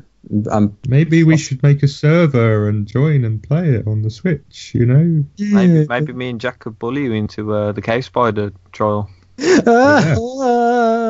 You know, all I'm gonna hear is me screaming because I don't like spiders. They're not real what's sound. worse, the spiders or the blooming what you call them? I can't remember what they're called. What are the big tall shadowy guys that warp everywhere? The Enderman. Oh, Enderman. Yeah. Oh god, that is creepy. I don't know if the noise they make just freaks me out. Like, yeah. But hey ho. Right, it's between Jack or Matthew. You got to battle it out. Who's got to go next? Do you want me to go first, Matt, and then I'll let you finish off because you'd normally take up forever anyway. Exactly. that is just not a fair criticism. It's just not a fair criticism. Right. Okay. So I've picked up a few games during the spring sale on the Switch. 2 SteamWorld games. I bought SteamWorld Heist and SteamWorld Dig 2. So I don't know. I've mentioned previously in a podcast that I got SteamWorld Dig 1 from one of the developers of the game because this was way before even doing podcasts or even doing like Street Pass stuff. So this is like ages ago. In a bad place. So I was complaining about stupid things on Twitter, and all of a sudden they sent me a download code to cheer me up. So I was like, okay. So yeah, I always have sort of a great thing for Image and Form. They're a great company, and they really put their all into the games that they develop. SteamWorld Dig 1 is available on the Switch for £5 at the moment. And I do recommend, if you've never played it, to pick it up. It's a great game, all over. Like Gary was saying, it's sort of got that Metroidvania sort of style to it, but it's also got its own sort of format and things. Like you've basically got a cave dive is the best way to sort of describe it. Okay. There's lots of digging through holes and things. It's like, in a way, it's kind of like Terraria, Minecrafty sort of style, but it's also got its own like Metroid-esque building up, get better power-ups and things like that as well. So there's a lot of mixture of games in it, but it's just so fun to play. And SteamWorld Dig 2, its sequel, is just as fun, if not better, because it's visually, I think, a vast improvement on the first game. I've not really dug much into it. Nice point. But so far I haven't dug much into Dig 2, but I will be continuing to play that in the next couple of weeks, I'm sure. But SteamWorld Heist I've played an absolute ton of the last week or so. It's in the same sort of world as the SteamWorld Dig universe. So you're basically these sort of robot-y like character kind of things, and you basically follow this captain on a quest of basically taking on loads of ships and collecting water, which is one of the main resources in the SteamWorld games. Okay. It's very tactical, so if you're into games like Advance Wars, Fire Emblem sort of stuff, I think you'd really enjoy it. And you basically go along, collect different people for your crew who you can use in battle. I think you can choose up to 3 characters so far I've experienced. I don't know if there's any more after that. I think there's like a total of loads more characters to collect as you go through, and from doing certain missions and things like that. But it's also really, really difficult. It's not an easy game to play. I'm on like the medium difficulty on there. There's like 4 or 5 different difficulties you can select, and it's it's really quite difficult to work through each level, and it does really harm your progress if you fail in a mission. It basically halves your water you've collected, so it's quite difficult to buy better items and better equipment as you go forward. Some people might get frustrated at that, but I think because of that, I think I found it a little bit more enjoyable, that you've really got to think about what you're doing tactically. I was going to say, you really have to forward think almost a little bit and play it cleverly rather than just sort of rush in and hope for the best. Blazing. You can't really do that in this game very, very much. You've really got to sort of plan out where your characters are going to be and where they're going to shoot from before continuing and taking on different enemies and things. There's like bigger boss battles. There's multiple challenges within the game, like taking on a whole horde of enemies in a ship with just one person, things like that. There's a lot to it so far for what I've really enjoyed. There's character development. There's lots of interaction between the characters and the crews, and just the visual look of the game. It was on the 3DS originally. I know they released it on lots of other consoles and things, and I've only picked it up on the Switch because it was on the sale anyway. But I do recommend giving it a go if you're into tactical games and things like those sort of turn-based sort of game styles. I think it's definitely worth a look if you're into that sort of thing. But if you're not really into real difficult games, it might be one to sort of avoid. But at the same time, really enjoyable, and I do highly recommend it. Just a quick question, Gordon. Did you try the touchscreen controls on it at all? Not yet, if I'm honest. I've just used like the Joy-Cons on the console. Because if you have some like long range shots and stuff, the touchscreen really helps with accuracy. Okay. So definitely check that out. I mean, it is on iOS and stuff as well. And it was on Wii U. Basically everything. Yeah. So like everything's tuned down perfectly, in my opinion. Really good game. Definitely want to get in the sale. Yeah, it does fit well on the Switch, and it does look really good on the screen. On there, I've not actually played much of it on the dock, so I don't know how it will look on there. But yeah, it's really enjoyable. Really recommend it. Like you mentioned briefly, I picked up Zeo Drifter this week as well.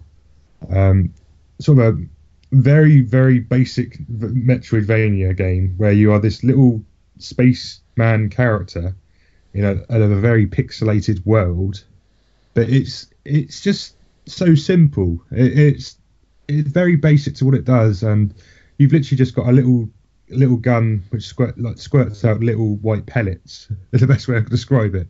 And it's all like sort of selling point of it, I think, is the bosses. The boss fights are really quite difficult in this game. They've got their own sort of patterns to learn, and eventually you will work out how to defeat them, but they're still quite difficult to take on in a sort of Metroid-esque sort of style. I don't really know how to describe it without mentioning Metroid. It literally is just a Metroid clone, if I'm honest. But it's visually just so interesting. That's why I sort of picked it up. I think it's just really weird to describe. It's like a weird blend of like 8 and 16-bit. It's like halfway in between. Yeah. So it's really colourful and bright as well. And worth noting for it is originally on 3DS, so there's a lot of like foreground and background play, which I think separates it from Metroid a lot. And I don't know how that translates over to the consoles, because like I said, I played it on 3DS originally, and I've just brought it. But the developers been really good with the HD Rumble as well, so it'd be nice to see how that works on this game. Because experienced it as much, if I'm honest. I don't really on Mutant Mud's collection, which again was the same. It was a 3DS game and then made its way over to Switch. You could literally feel the enemies, like as they got closer. You could feel them rumbling, especially something that makes like a bit of an impact on the ground.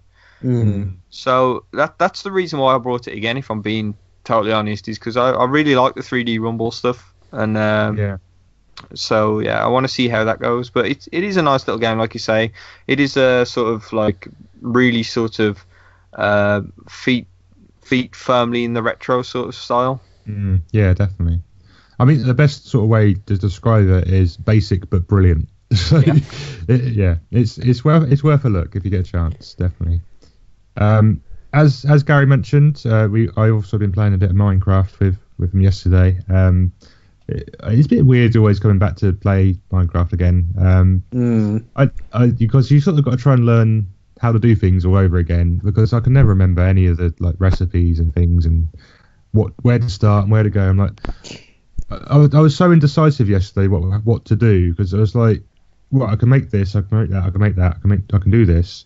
And then by the time I made everything I wanted to make, it was like, oh, we got to go now.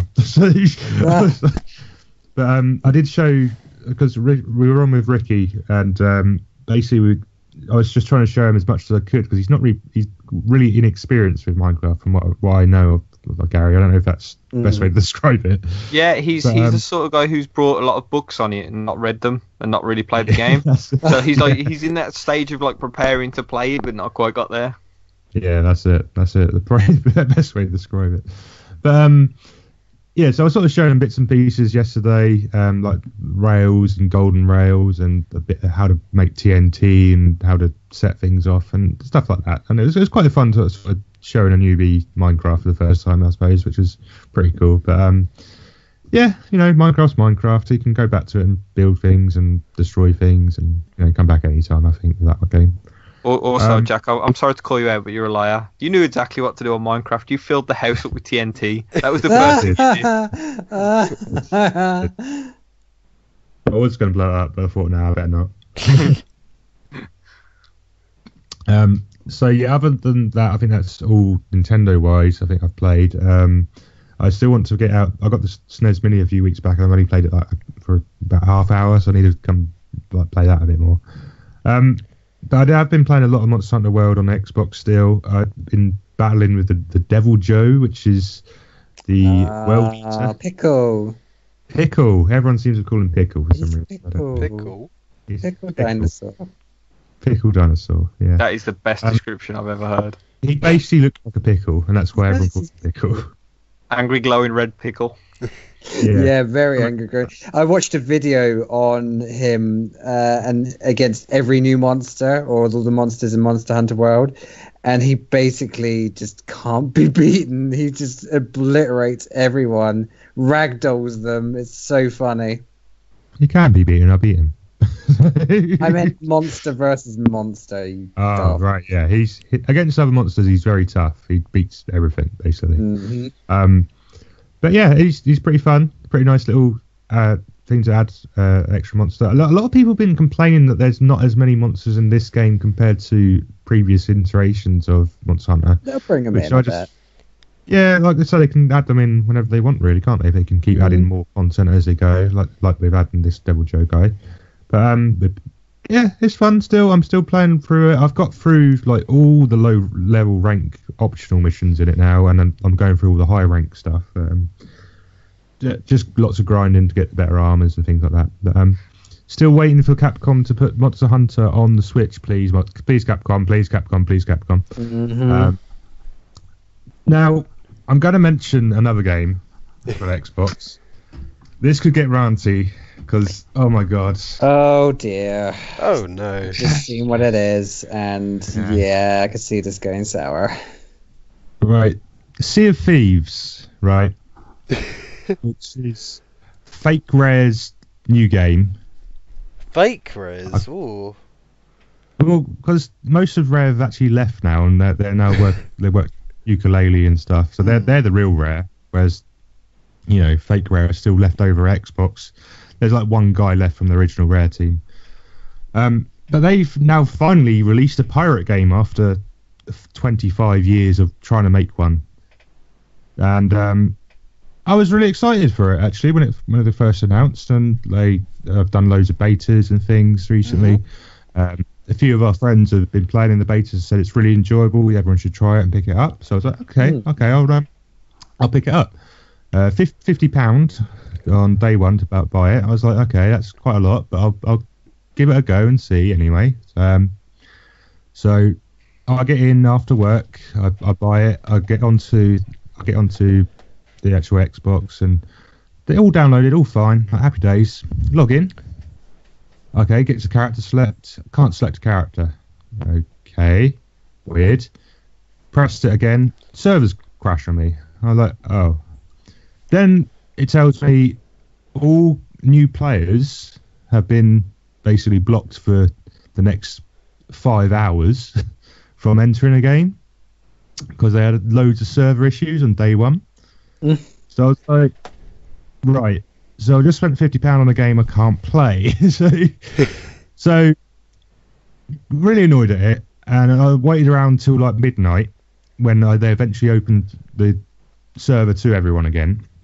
So I joined it in, joined a random crew for like, it was only briefly so I could have a quick go before I went to bed. Within the space of 30 seconds of leaving on the ship, we got eaten by the Kraken.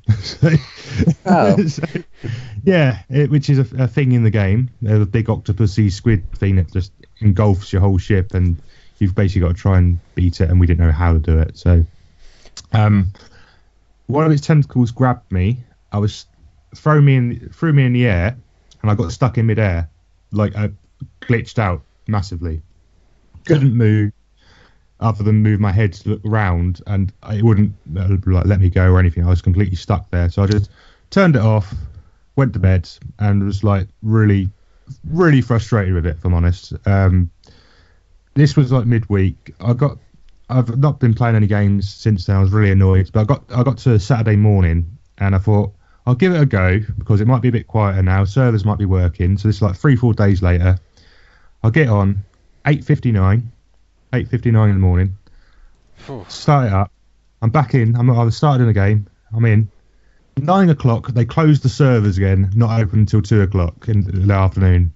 I was like, what?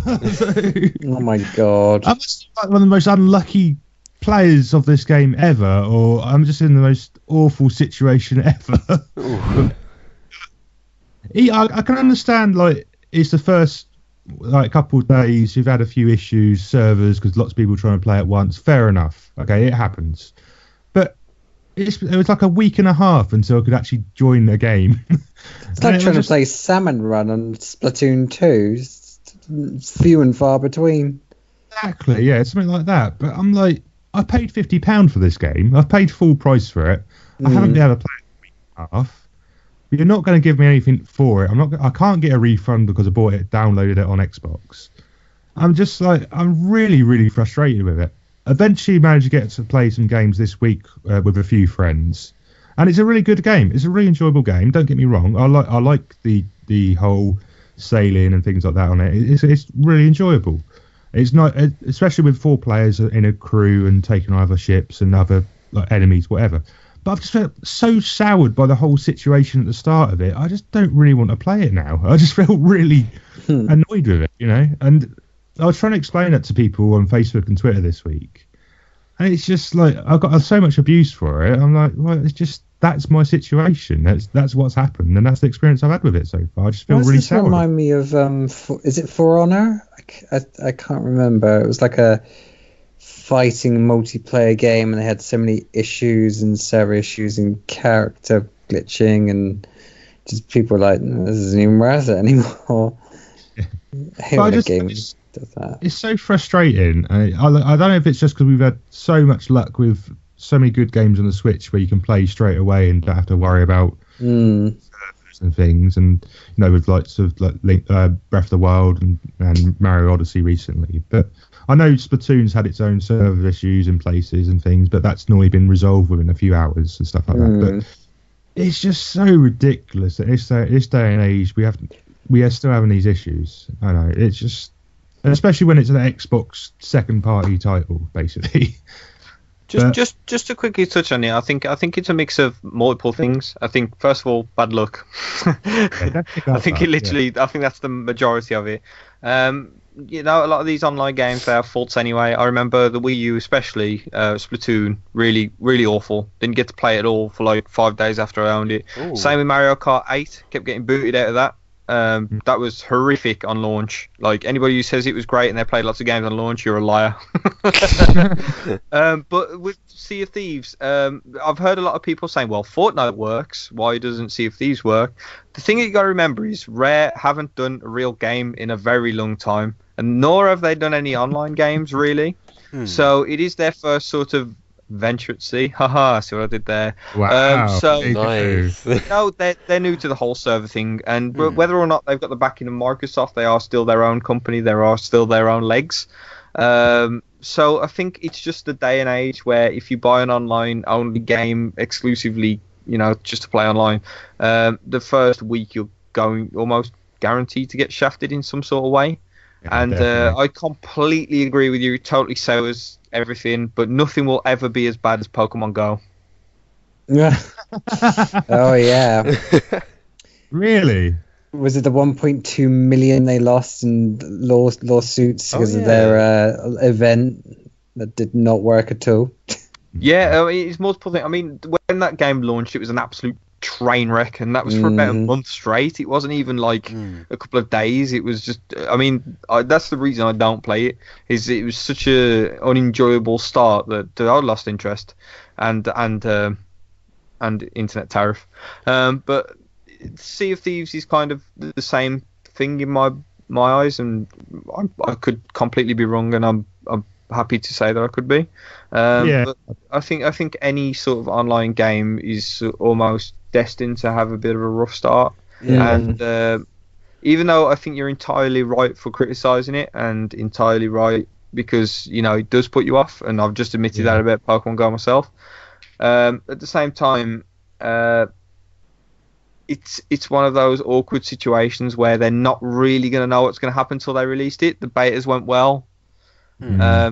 So until it got into the public, they didn't really know what was going to happen. They could only estimate. So clearly they got something wrong, and hopefully it's resolved and people have a good time, because I enjoyed that game from what I got to play of it. I don't own an Xbox, and I'm so close to having the XboxCity.com and Topic Xbox, but I just don't have the money for an Xbox at the minute. No. I mean, you're probably right. It probably is just the first couple of week issues and things, and it'll probably be fine for the rest of the time now. But it's just so frustrating that this is still happening now. I just don't know why half the time. I think what really annoyed me was the Saturday morning update. Like, you don't do that. Come on, you do that during the week, on a Tuesday evening or something when no one's playing. A downtime day. Yeah, a downtime day. You don't do it on a weekend. That's just ridiculous. I know Nintendo do it for Splatoon and things, but let's just, come on. That's like the high street and all the shops are shut. Sorry, we're having that's the best way to describe it, if I'm honest. We're having a siesta. Yeah. Tuesday soft launches are the best, I think. I've got to leave. I've got to leave Matt with 11 minutes to talk about Xenoblade Chronicles 2, because he will need 11 minutes at least. So pretty much. Yeah. Pass over the buck to you. Okay. I'm gonna save Xenoblade until the last, leaving a relatively high note. I'm gonna talk about other games first. Let's start with Fire Emblem Echoes, Shadows of Valentia. Fire Emblem? Mm-hmm. Fire Emblem. It's did I talk about this in the last episode, actually? I'm not sure if I did. Let me quickly check. I may have mentioned that I was getting pretty close. I remember mentioning Xenoblade 2, which I have now. Yeah, so I didn't mention it last. I was talking about Fire Emblem Warriors last episode. Mm-hmm. Yeah, you were. Which is just a good hack and slash game. It's good fun. Wait, no, not episode 50. But Fire Emblem Echoes. That's only a game. So right now I am at the final battle. Mm-hmm. But bloody hell, is it so goddamn annoying. It's pretty much everything that I dislike about Echoes. Okay. It's so How annoying. So, Fire Emblem Echoes, I'm glad it exists, because... So you got Awakening, that was the one that pretty much revived the series. Mm-hmm. And then you got Fates, which was the one that continued its success. That was the second game for 3DS, and then Echoes is the third one. I don't believe it was... as successful critically or in terms of sales, but it shows a lot of promise because it's a remake of the second ever Fire Emblem game, Fire Emblem Gaiden, which was only released in Japan for the NES back in 1980 something. I'm not sure. Let me check. Sorry about something this. like that. So yeah, so I'm happy that Fire Emblem Gaiden originally released 1992. So that's a long time ago. Anyway, so Fire Emblem Echoes is a remake of that, and I think they've done a pretty good job of remake. So one of the things I really like about it is just the art. So the way the characters are drawn, and just the visual style of the game. I did quite like it a lot more, like mainly with the characters. I think the character art is very good, very expressive, much better than I think in Fates and Awakening. And I think Echo's best quality, I think, for me, is the characters. Because there's been a lot more characters that I've actually really liked in Echoes. Like a lot more, or a fair amount more, are given a fair amount of spotlight. Is it like design wise or design like wise, and in terms of personality? Because I think one critical point, especially with Awakening and Fates, was the waifu system. Oh God. Or husbando system, whichever you wanted. So basically, you can pair up units, build up a relationship. So that's a very new mechanic. And then, admittedly, there are some revealing character designs. The most notable one from Fates being Camilla. Sorry. Yeah. Which, to be honest, I'm not complaining too much, but it's a bit revealing. Whereas in Echoes, I feel that a lot of the character designs are quite respectable, or at least more respectable, I think. I don't know. I just prefer the design of the characters more. Like, there are definitely some, I wouldn't say sexualized characters, but some characters that are quite, sexy, like Sonya. But I think her design, well endowed. Well endowed, sure. But I feel like her design suits her, not necessarily just let's have some good old not nudity, but good on fan service. It doesn't feel like that. Right. So that's something I could really appreciate about Echoes, and just the characters in general. There's a lot of really great characters in there, and the music is quite good as well. Although annoyingly, I wished. Oh, go on. So, is there a game to this? There is a game to this. Sorry, I just wanted to get the positives out of the way first. Go on, man. I'm sorry. But the music is nice. Although I wish they did. They had what they did with Awakening and Fates, where when you transition to battle, it plays up like an amped up version of the map theme. But here in Echoes, there aren't really any unique map themes. It's only like the one depending on which army you're in. And then when you go into battle, it's always the same battle theme, which is an alright battle theme. But anyway, but the gameplay is where I have my biggest issue with Echoes, because as it is a remake, they have been quite faithful. So it has none of the new stuff. So it doesn't have anything like the pair up system, which I mentioned earlier. Doesn't have anything like Dragon Veins. It has nothing that it doesn't have much that you knew from the other 3DS Fire Emblem games, or any recent Fire Emblem game for that matter. For example, one notable difference is with magic users. In other Fire Emblem games, you need a tome, like a certain tome to use. And in Awakening, that means every time you use that tome, it gets used up once. So if you use it like 25 times, that tome is gone, and you have to get a new one. In Echoes, however, the way you use magic is that you have to sacrifice HP. So for example, the basic fire spell only costs you 1 HP, whereas an advanced one like Sagittae, I believe it is, That costs 8 HP, but it's more powerful and can attack over a longer distance.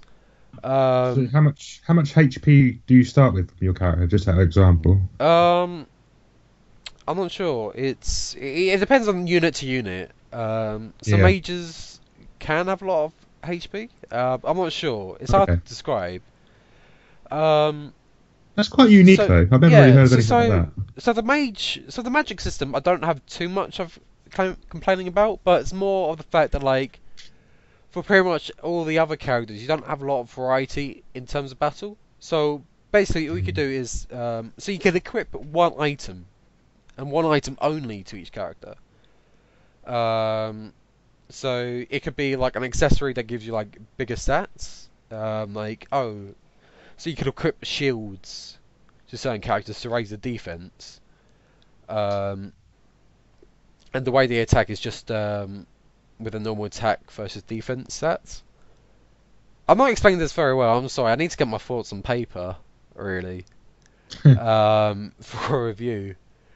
But in the other Fire Emblem games, you had the option for options, if that makes sense. So in Fates, for example, you have 5 slots. So you're able to be like, oh, this character can use swords. But you could also use but you could also use staves. So you may stock up on 4 swords. One sword may be grant you a lot of power. Another sword may be the 11th sword, which will allow you to attack 2 different ways. There was definitely a Zelda joke we just missed there, I'm sure. Really? Anyway. 4 swords. Very good. Oh, for God's sake, Matt. What? I thought that was the Zelda joke you were mentioning. Anyway, so you had that option for variety before, whereas in Echoes you're only allowed to equip the one item. So basically, the way that things work in Echoes is your power is determined between the difference of your attack stat and your enemy's defense stat. If you attack them with a magic spell, it'll be their resistance. So that makes it quite easy to calculate how much damage you'll actually do to certain enemy. But weapons raise your attack power. So say a steel lance, that can raise a person's attack by 4. I'm very convoluted here. I'm sorry, I'm not doing a good job at all explaining this system. You're trying your best, man. But basically, I don't know. I don't mind it, but it just doesn't allow for a lot of options in battle. So that's one thing I regret. Thankfully, they do have this system called Arts, which if you sacrifice a bit of HP, you could do different effects. So one example is Armor Crusher, so that allows you to do additional damage to armored units. Okay. Can you use them at only certain times in battle, or is it a constant if you have the HP, then yeah, you could use them. And as long as you've used a weapon enough, that will allow you to unlock an art. But arts are exclusive to each weapon.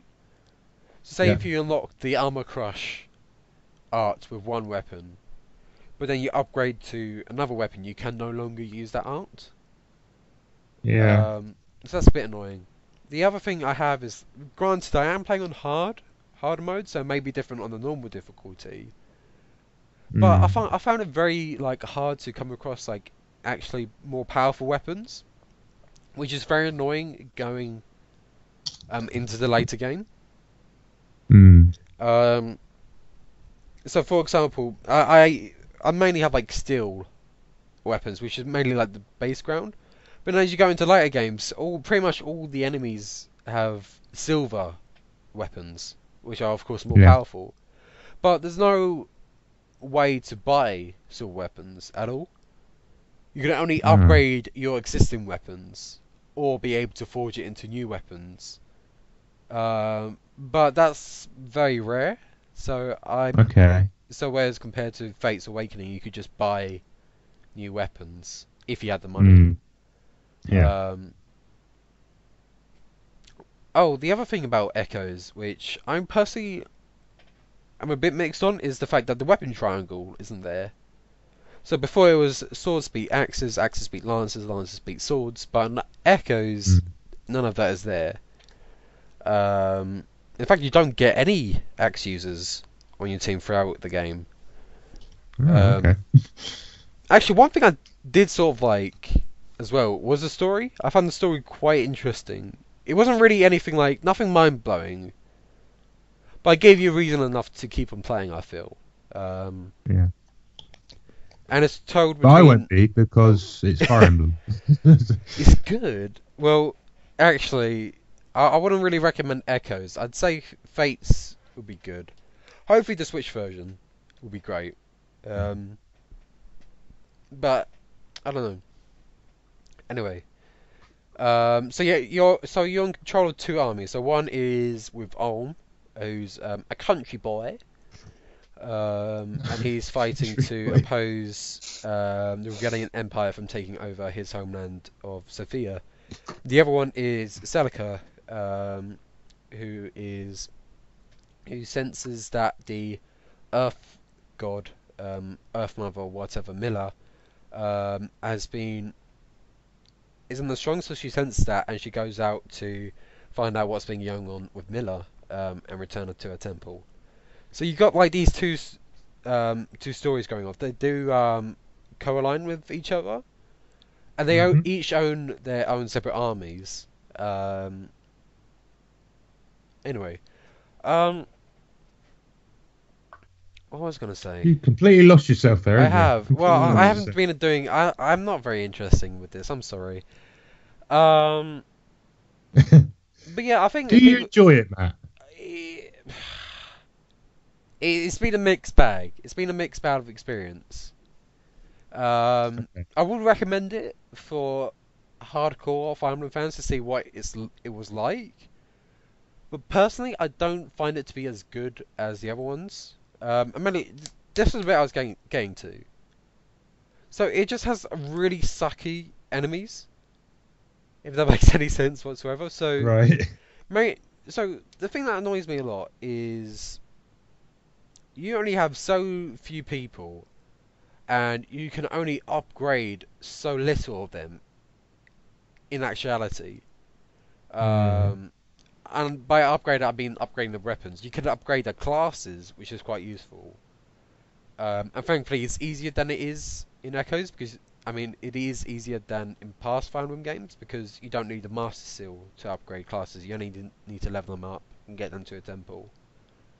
But that's mainly with two types of enemies. So one is witches, who are very weak, but the annoying thing is that they can teleport anywhere on the map. So they don't have a specific range that you have to be wary of. You could be completely out of the enemy's range, and witches can just teleport behind your enemy team, behind your whole team, and just wipe out someone with low resistance. Really? Yeah, that so sounds really broken. It is broken, because you have no way to defend yourself, and you don't have a unit like that yourself. So it's just like a really unfair balance, I find. So you just all working your slow way up to the enemy team, and then suddenly witches come, teleport right behind you, and just stab you in the back. And it's like you don't have much of a way to prepare for that either. So that's just really annoying.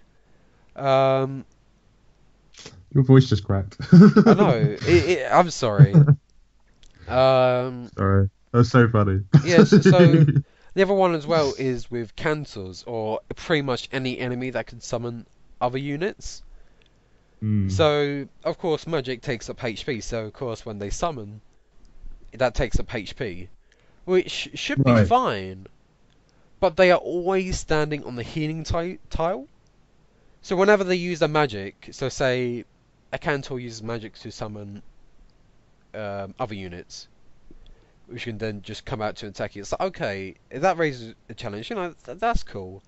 But in the next turn, they just gain that HP back. So they could pretty much just continuously keep on respawning enemies.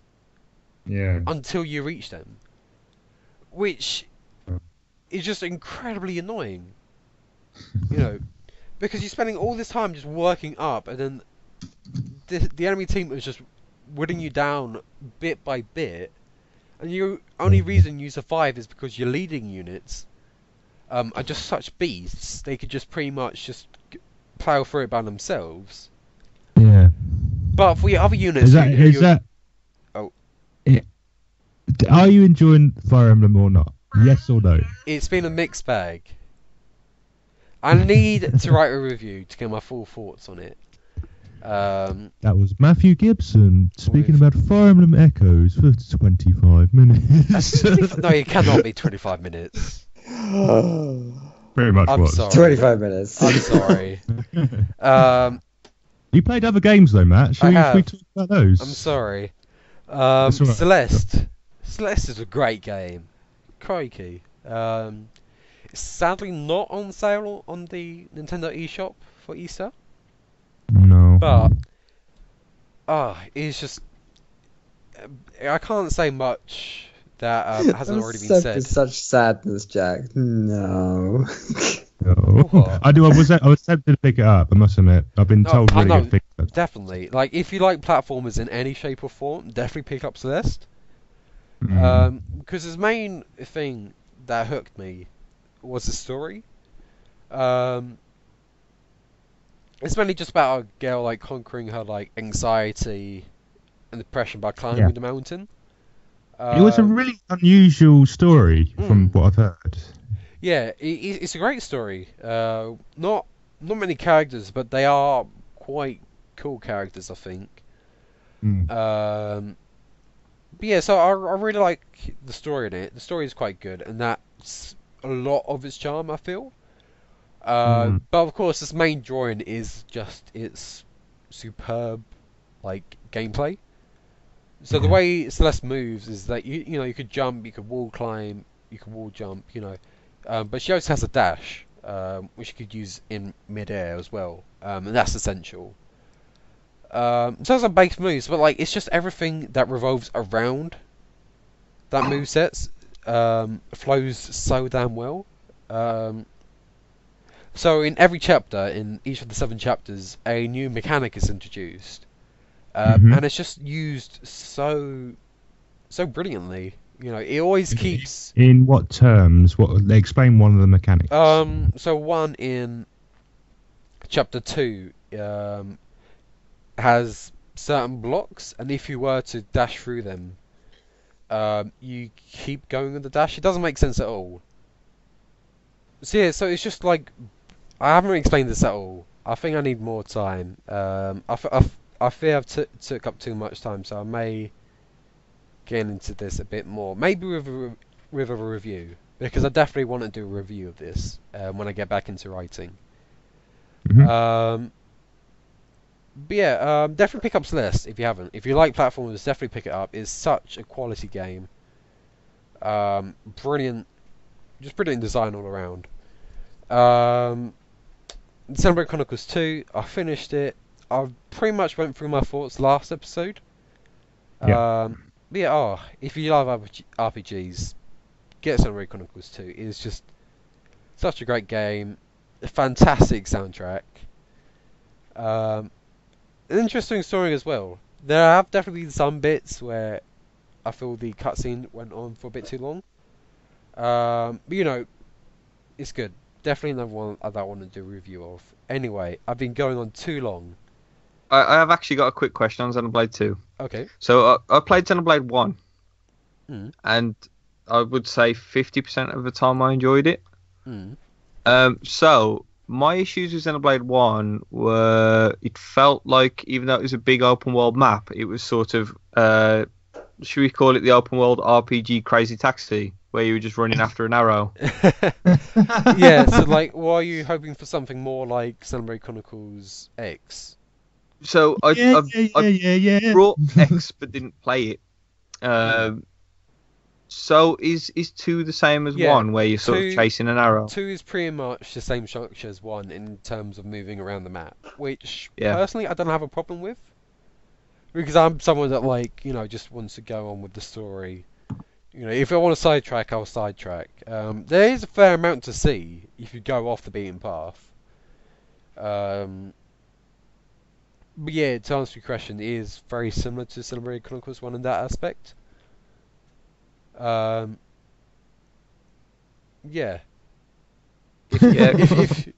I think my thoughts on Xenoblade 1 was it was a really good RPG with some slightly confusing elements. Like sometimes it just felt like you were running for the sake of running, not really running into any fights or anything like that. It's like presented with an open world, but it's extremely linear open world, which is just something that doesn't really happen. So even though the world was massive, you were actually only running from one end to the other. So it was those bits that I felt dragged down Xenoblade 1, and why I'm sort of cautious about going into the other Xenoblades, because I've heard X is just basically just open, which is good. It's a win, but I brought it so late into the Wii U's life cycle, I wasn't interested by the time I actually went to play it. Yeah. But Xenoblade Chronicles 2, I really like the look of it, but I'm sort of worried that it's a mirror of 1. Okay. I'm not sure, because I remember like getting through like about halfway through Xenoblade Chronicles 1. I was enjoying it. Personally, I've enjoyed Xenoblade Chronicles 2 far more. I'm not exactly sure why. Maybe it's just because I got a better understanding of like all its mechanics. Definitely preferred it over X, because X just had too much stuff thrown at you, I found. That got very overbearing, whereas Xenoblade Chronicles 2 has dialed it down a bit, so it's a bit more accessible. There are definitely like some. It's not Persona 5 levels of great for me, but it's certainly a quality game. Definitely a great way to round up 2017, I think. Right, I've took up too much time, I think. My God, he realised. Shall we move on to the next section? Yes. Yes, please. Let's go on.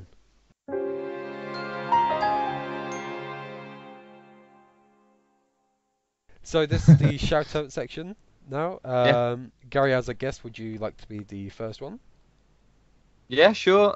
So my shout-out. Normally on shout-out you would sort of give a shout-out to someone you know or someone you've been interacting with or something like that, somebody in the community. Mine's a little bit different. I want to give shout-outs to the indie game developers who sort of slug away, carrying their games around from event to event. Because that's something that people don't seem to understand about the indie game development scene. They seem to think that people sit at home, make the games, release them. They actually have a grueling task of trying to get that game out there. So they go from event to event and basically do a world tour before the album's out, is the way I could describe it.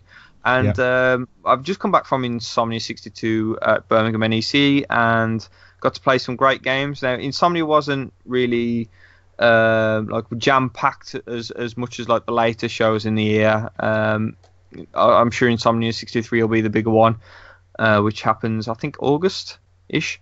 But there were still a few indie games there. Nintendo was there as well, so I got to play the new Funky Kong mode, which is awesome. But this is about the indie game developers. So there's a good few games which one of them was confirmed for Switch, which was Woolly Mountain by Huey Games. They also had Hyper Sentinel on them, which both games are heading for Switch and both look great. I also want to give shout-outs to Locomotion, which is at Locomotion Game on Twitter. It basically looked like a Captain Toad treasure tracker sort of world. Like you can rotate it. It's very square based, but basically you play as a train to get from A to B in a like sort of puzzle environment. You have to switch tracks and all sorts to get to there. Really fun game. Really hope it heads to Switch, but it is confirmed for like Steam at the minute. I think that's it. There's another game, train game called Armored Engines, which is basically like defend the train sort of thing. Really cool. Again, you get to basically customize your train, put loads of stuff on. and shoot like all these little tin can drone things that come and try and attack your train. There was Luna, which is you can actually get a demo if you're a PC gamer. Beautiful hand-drawn art style. Met the artist there. Really, really cool looking game. It won an award in 2016, I think, for its artwork. Really good looking game. And a game called Mau Mau Castle, where you play as a cat dragon, and it was all sort of motion controlled by just your hand in a sort of Xbox Kinect sort of way. All of these games I think really deserve a home on Switch, but if they don't, I just really want to give them a shout out, because they're all fantastic people, stood there talking to them for hours really. So yeah, basically just a quick shout out to all the indie developers who go and take the games to these events and basically, you know, put the hard work in that none of us really see, and then get criticised heavily by the time they come out as well, even though their teams are just one or two people sometimes. Cool. Yeah, I agree totally, if I'm honest with that, Gary. There's some really fantastic indie games out there, and they've got to put the effort in to get them on display and go to these events and things. And these aren't cheap sometimes for people to get to these places, and they're trying their best to get the game out there. Yeah, it's a really valid shout out from you. Really good. Really like it. Yeah. Yay. Yay. Right. Let's go next. So, I've only got one shout out. So if I quickly shout out. When I finally actually managed to get onto Sea of Thieves this week, my friend Matt just basically showed me the ropes. Literally, he pointed me towards the ropes to sort the sails out. He basically coasted me the whole way through like a tutorial, because the game doesn't have a tutorial itself, and it was really good being able to play with him and a few of his friends as well. So I just wanted to give a shout out to him and his YouTube channel, which is Matt P Gaming 1 on YouTube, which is a really odd name but still good. At the moment he hasn't got anything other than Subnautica on there, but I think he's planning to upload some more in the next couple of weeks. So check it out and give him a subscribe as a thanks from me. Cheers, guys. Anyone else for shout outs? I do my shout outs. Kind of my usual sort of plugs to people, but like as I always like to game and chill, I always put on a bit of my good friend M1. You can find on YouTube some of his music. He does some of his own songs. He also does quite a few Game Grumps remixes. So I think he's working on his latest one. So please go check it out. Some of his live streams are amazing as well. Just send some love, subscribes, likes, it makes all the difference. I just shout out to Street Pass or Nintendo Players Basingstoke, because I missed them. I haven't seen them in a while. I need to try and actually plan to go to an event at some point. Just life's been busy, but I always flick over to the Discord and see that they're always playing and arranging events, and it's just nice to see that there's still community within Nintendo players and stuff, which kind of leads on to just the Nintendo players community. Just for everybody, if you're ever looking for events, just check out the website. Is it still Street Pass, or is it actually been changed to Nintendo Players? Nintendo Players UK.co.uk, I believe. They have changed it. That's fine. If not, check out the Facebook page, which is Nintendo Players UK, and you'll be able to find it on there with links and stuff on there. Yeah, find local events. People near you. It's always worth going out there, meeting new people. Just out of curiosity, Gary, have you ever been to any of the Nintendo Players events? No, I've been meaning to go to there's a Birmingham one, but I've never managed to actually make it. It's always been on a day where I'm doing something. Yeah. Unfortunately, with having working full time, having a partner who works full time but the opposite end of the day, and a 3-year-old, it's actually quite hard to schedule these events. Unfortunately, I haven't, but shout out to those guys anyway. I've not met any here, but shout out to the Birmingham. Oh, we're a crazy bunch. If you ever do get the chance, you'd love it.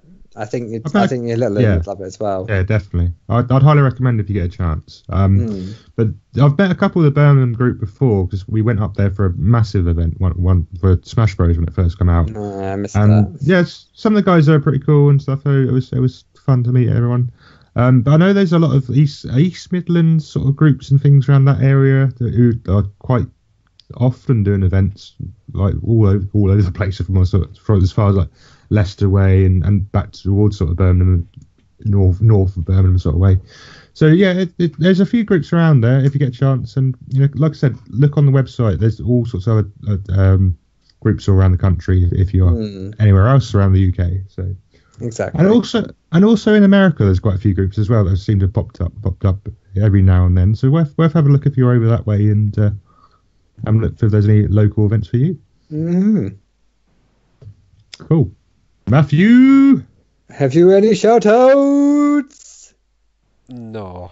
Oh man. I don't know. There's like a lot that I want to shout out though.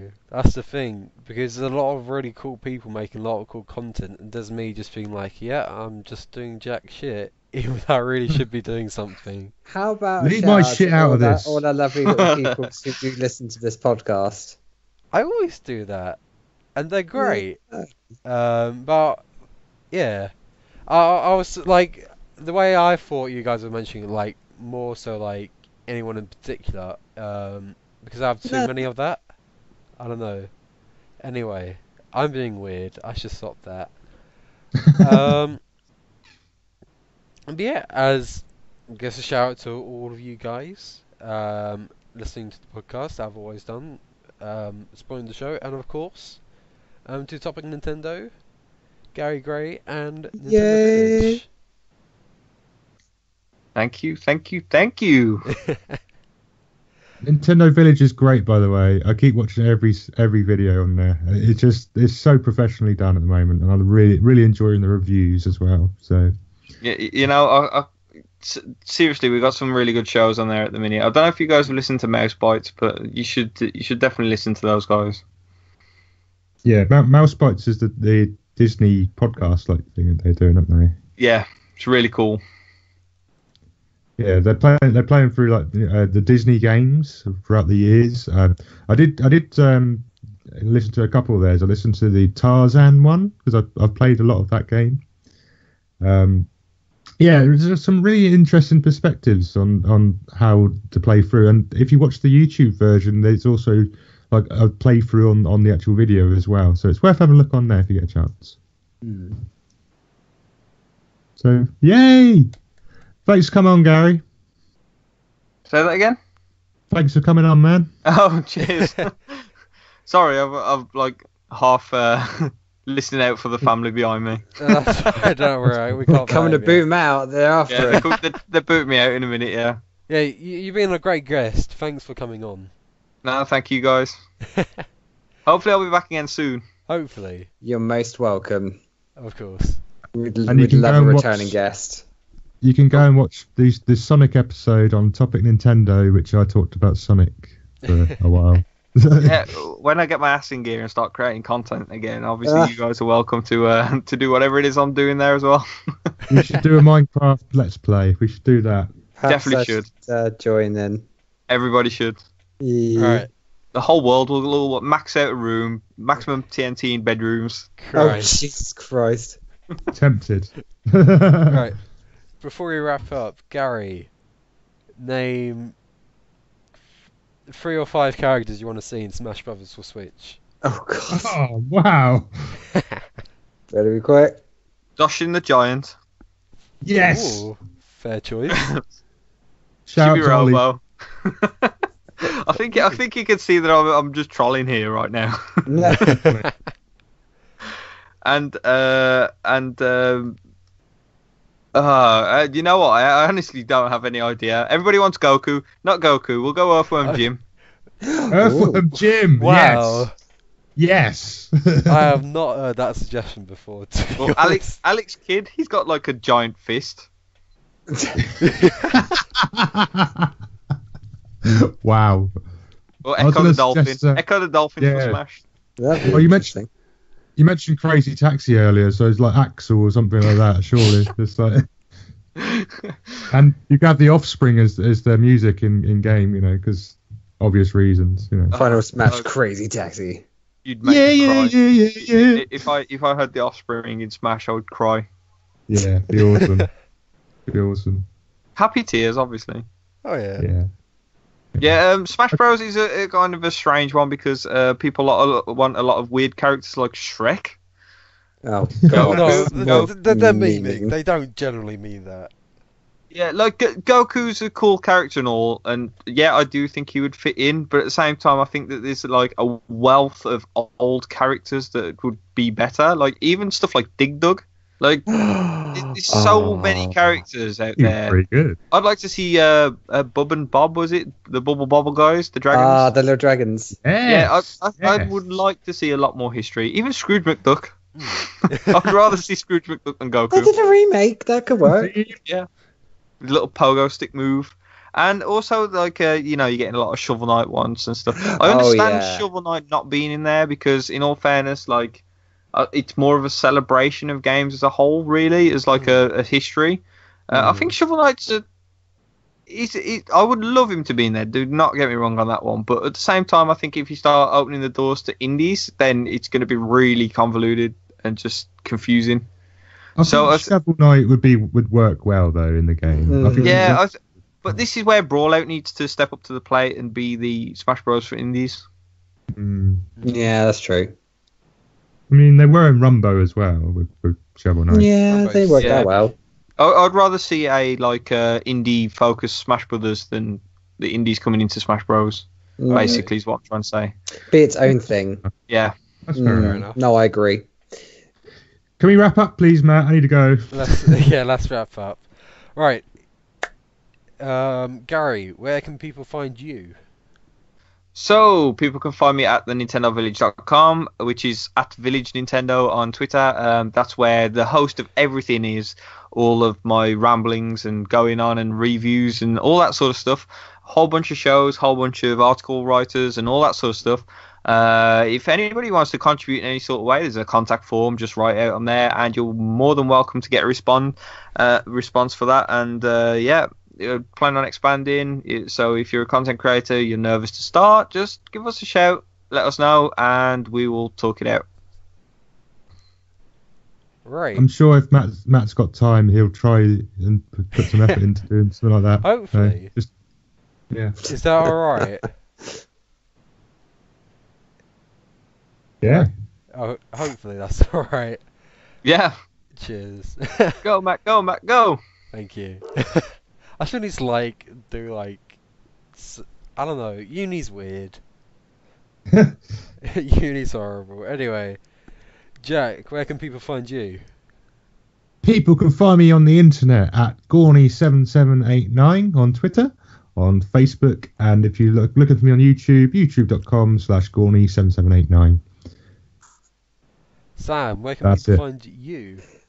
People can find me on Twitter at samspade_UK, as well as Sam Spade Gaming on Twitter and YouTube.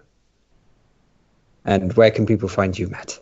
They can find me on Twitter at askibbo, retweeting a lot of cool art, but then again, that art's from Danganronpa. Got that mention yet again. Right. I thought he was going to get one episode about Danganronpa, and he just got it in there. Damn it! If I was going to talk about Crypt of the Necrodancer, it would have gotten there, but alas. But yeah, so if you don't mind me spamming your feeds with a bunch of retweets of memes and cool art, then please feel free to follow me there. Anyway, so that wraps it up for episode 51. May I say thank you again for Gary for being a fantastic guest this episode. Thank you. With that, you can find the podcast on YouTube, Podomatic, and iTunes. I believe we are working to get it on more platforms. Yes. Right, Jack? Yes. Right. Yes. So follow us on Twitter at NPodcastSystem for updates on where you can find us and other news in general. So that's been it for episode 51. Gary, what is our closing music? Our closing music is undecided, so here's a piece of music from something. There we are, that's a piece of music from It's something from somewhere at some source. We've got the exclusive, it's coming to Nintendo Switch sometime, some year. I didn't know you were into this weird stuff. It's very niche title, I have to say. Right. Alright. Thank you all for listening to Nintendo Podcast System. Hope you all enjoyed, and happy gaming. Happy gaming. Ciao. Happy gaming.